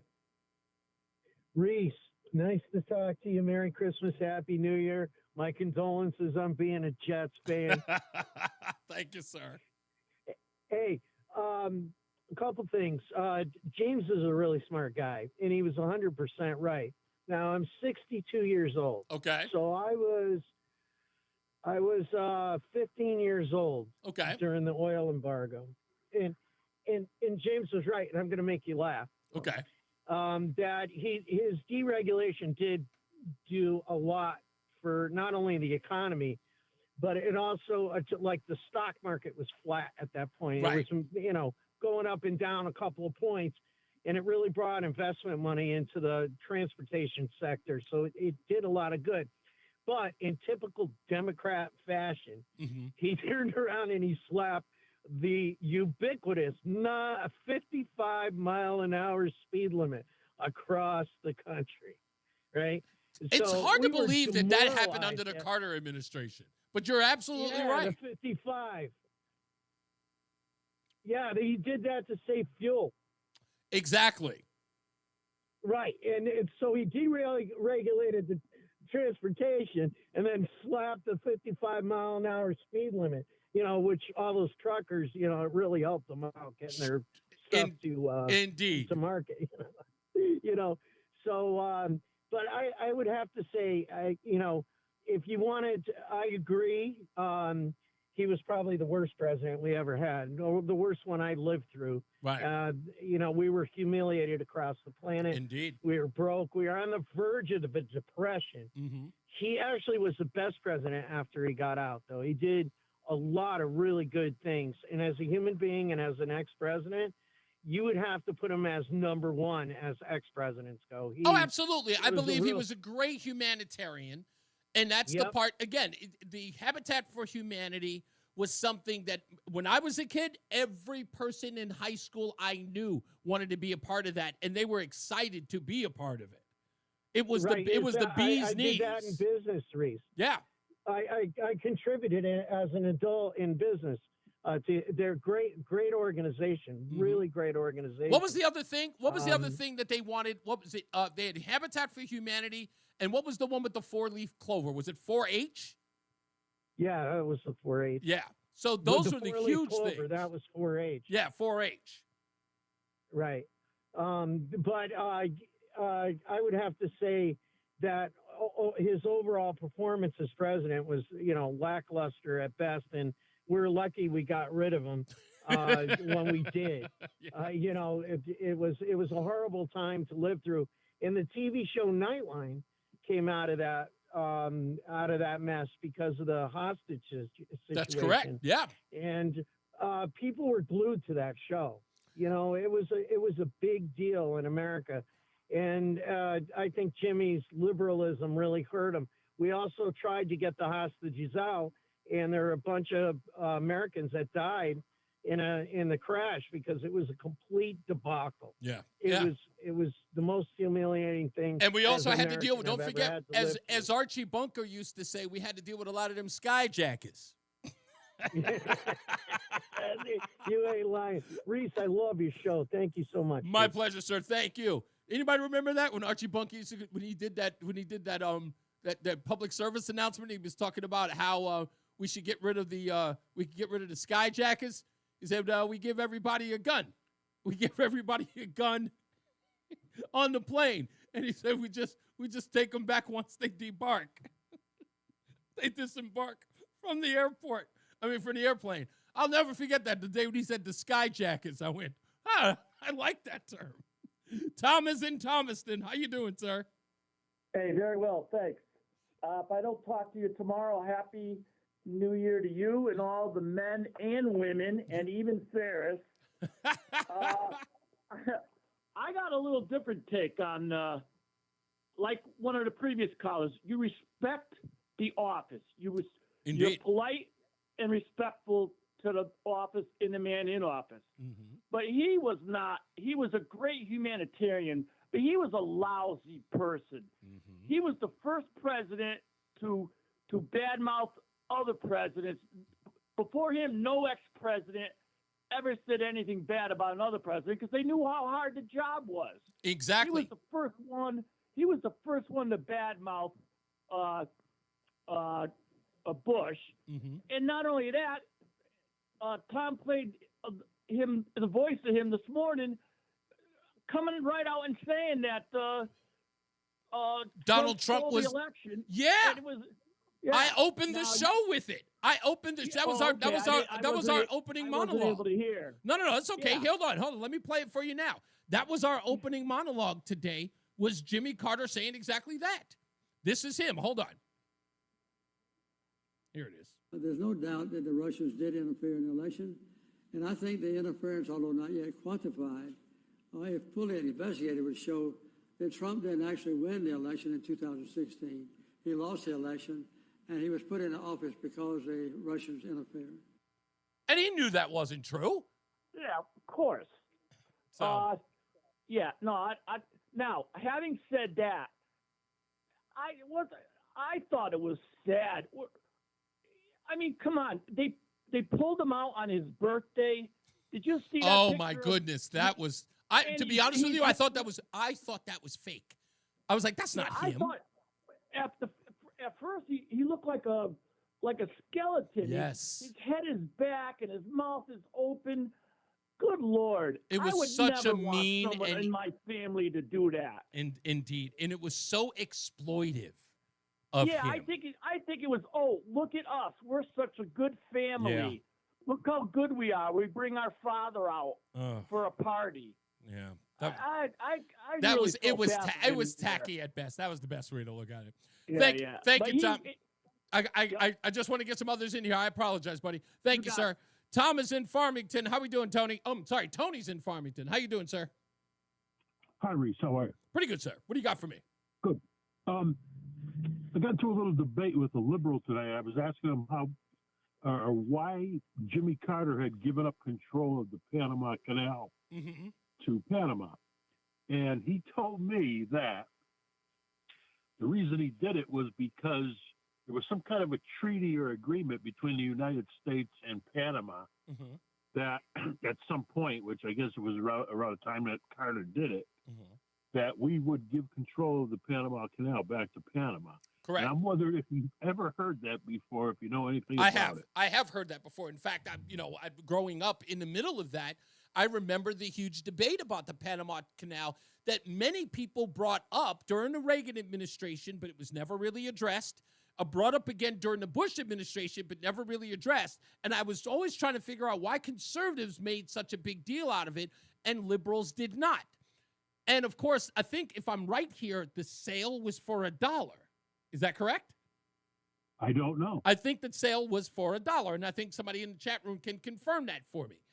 The sale was for $1 because it was nothing more than a capitulation to Panama to say that us running it had been someone run afoul of their need to be in charge of it, right? In essence, that we were colonizing that canal in a way, and Jimmy Carter was wishing to give that back to them, and so they could be in control and they could benefit from it.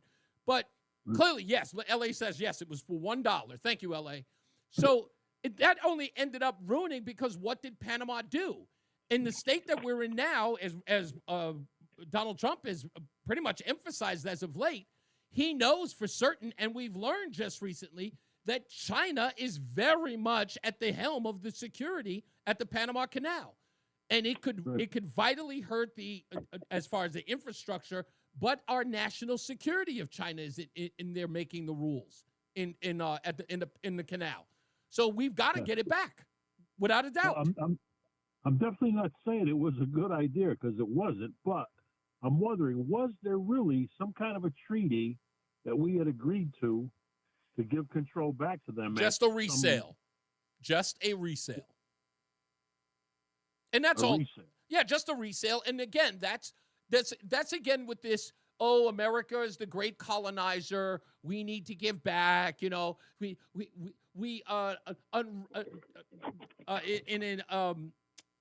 I want to say in a mean-spirited way, for lack of a better explanation, we need to return it back to its rightful owner, and to sell it back for $1 to say, our hands are clean. You guys will.